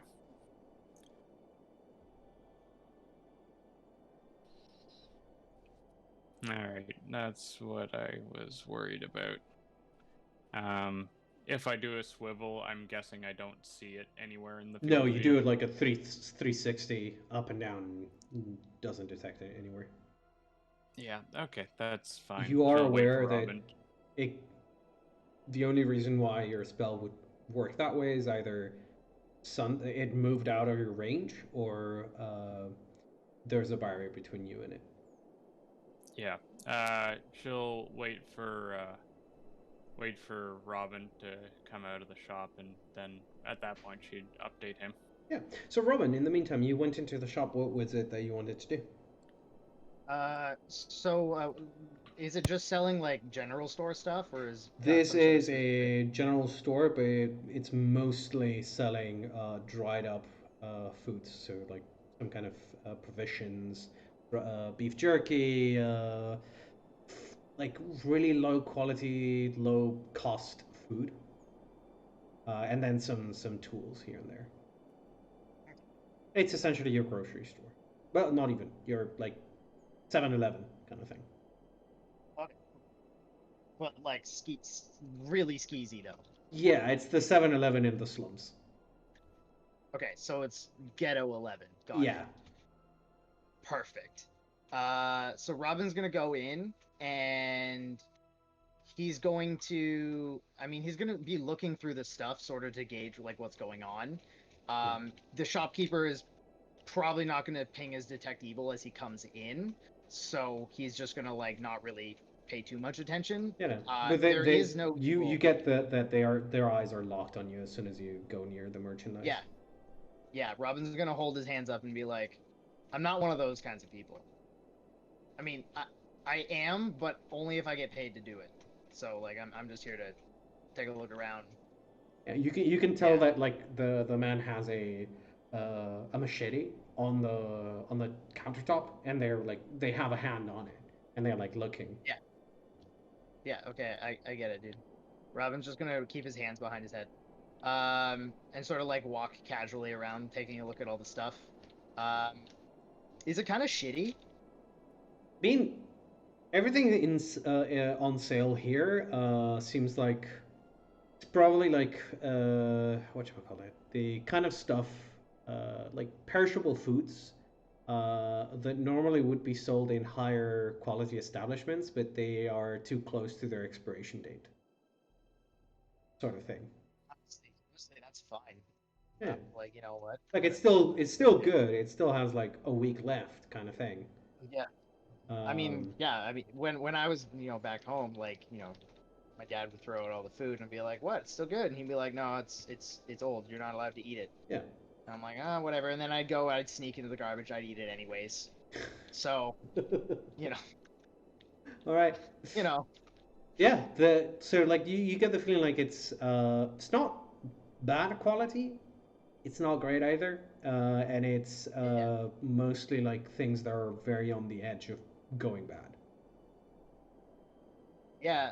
Robin's gonna be like, I don't mean to pry, but like this stuff is actually kind of good. Where'd you get this stuff from? None of your business. I mean, what if I buy some of it? Then it's literally a business transaction. Haha, very funny. No, I'm not telling you. Not talking about where I get my goods. Either buy or get out. All right, that's fair. I'm actually not really looking for food. Figures. I have this dude. I mean, yeah, I still need to eat though, so I'm still gonna buy something. Don't worry. But I have this dude at the docks, and he's looking for like specific, like I don't know, antiques, I guess. Do you know anybody that you might like point me to get some of that, or? No, no, I don't know anyone. No, Okay. just buy what you need and get going. Robin's gonna buy some. Honestly, Robin's down for jerky right now, so he's gonna see if there's like dried meats. There's a large sort of box that is filled with dried meats, and that's like 90% of the goods in the store. Okay, sweet, awesome. Robin's gonna, I mean, maybe there's like a little basket to carry it around or something. Um, he's gonna. You give this man you give this shop way too much quality. Yeah, yeah. I mean, There is a uh, like a woven basket that you can throw your stuff in. Yes. okay. So Robin's gonna be like, do you mind if I just fill this basket with stuff? Like, you can follow me around if you want. I don't know. I He don't know. gestures for you to go ahead. Yeah, man, I'm not gonna rob you. And he's gonna be like, okay, so if I get, and he's gonna grab basically, enough jerky to like sit down on the beach and just eat jerky for like 6 hours and never run out of jerky. Oh god. Like, Right, just, like, you a buy huge fucking bat to like chew it like chewing gum. yeah, you buy trail you could essentially buy trail rations for like 6 days. And it'll Yeah. be nothing Yeah, but beef jerky. Yeah, absolutely. And Sure. he's gonna get this big old basket. He's gonna put it up on the counter, and he's gonna slap. He's gonna put his hand down, and he's got a platinum piece under his hand, and he's gonna kind of move it, show that he has a platinum piece there, and then he's gonna slide it back, and he's gonna slide his hand again. Now there's a gold piece there, and he's gonna be like, "How much is it for the jerky?"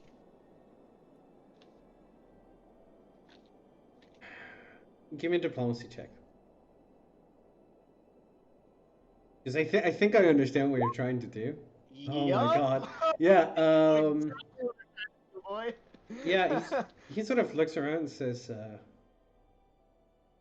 mean, here we charge platinum for that much jerky, but you can probably get a discount and something to drink and pour it down with that if you go to all the way down the waterways. Water Street in Charleston. Water Street in Charleston? Yep. All right, sounds good. Well, hey, you know what? I'm actually impressed with your establishment. So you know what? Here, keep the change, man. And if I come by again, I guess I'll say, hey, friend, what's going on? You know what I mean? Yeah. Just he grabs the platinum from your hand and he sort of holds onto your hand and says, if anyone asks, you don't know me. I don't even know who you are. Good. No, like seriously, I did. Like, there's no way I could fuck this up. I don't even know your name. It's perfect. Good. You were never here. And he puts the coin into his purse. Great. Yeah, no, sounds good, man. And just to clarify, you he's did gonna- pay them 1 platinum, right? Yes, I Okay. did pay them Yep. 1 platinum piece. Yeah. Is that 10 GP or 100? 10 GP. It's 10 GP. Okay, that's not as bad as I. He essentially paid 3 times over the price. Yep, but it was for information. Yeah. So Yeah. Pay for information. I mean, he wasn't gonna give it to me for free. I can tell you how Yeah, much. Yep. Yeah, no. Yeah, Robin will head out of the store with a mouthful of jerky, and he's shoving some of it into his pockets, which end up going into a bag of holding through like some intricate mesh of pockets, because there are fakes, and the fakes have tubes that go into the real one, and then like you have to figure out in which order you have to fold them. And he's just like, God. yeah, I got this shit down, man. It's just fucking second nature at this point. All right. Yeah, and Erica, you see Robin come out just moments after the ping went away. And as you go up to him to catch him up to date, and the rest of the party is finally at the front of the line and going into the halls of justice, that is where we're going to leave it for tonight. Great. Right. Cool. I hope that everyone enjoyed the session. Yeah, man. For sure. I went a little bit Show. heavier on the underbridge side on the second half because Robin didn't get any action in the first Yeah. half. Yeah, Yeah, yeah, it makes yeah. sense to us. Also, y'all gotta wait in line. So Yeah. Yeah. We sure do. It's gonna be like 3-hour wait. Yeah. Like, God That's knows how long short it's gonna wall be. immersion. That's what that is. Like y'all are bored in character and out of character. Alright, That's true role playing. Alright, so with that, I think we're good to call it a night, and I'll Yep. stop the stream. So, bye stream! Bye, stream. Hey.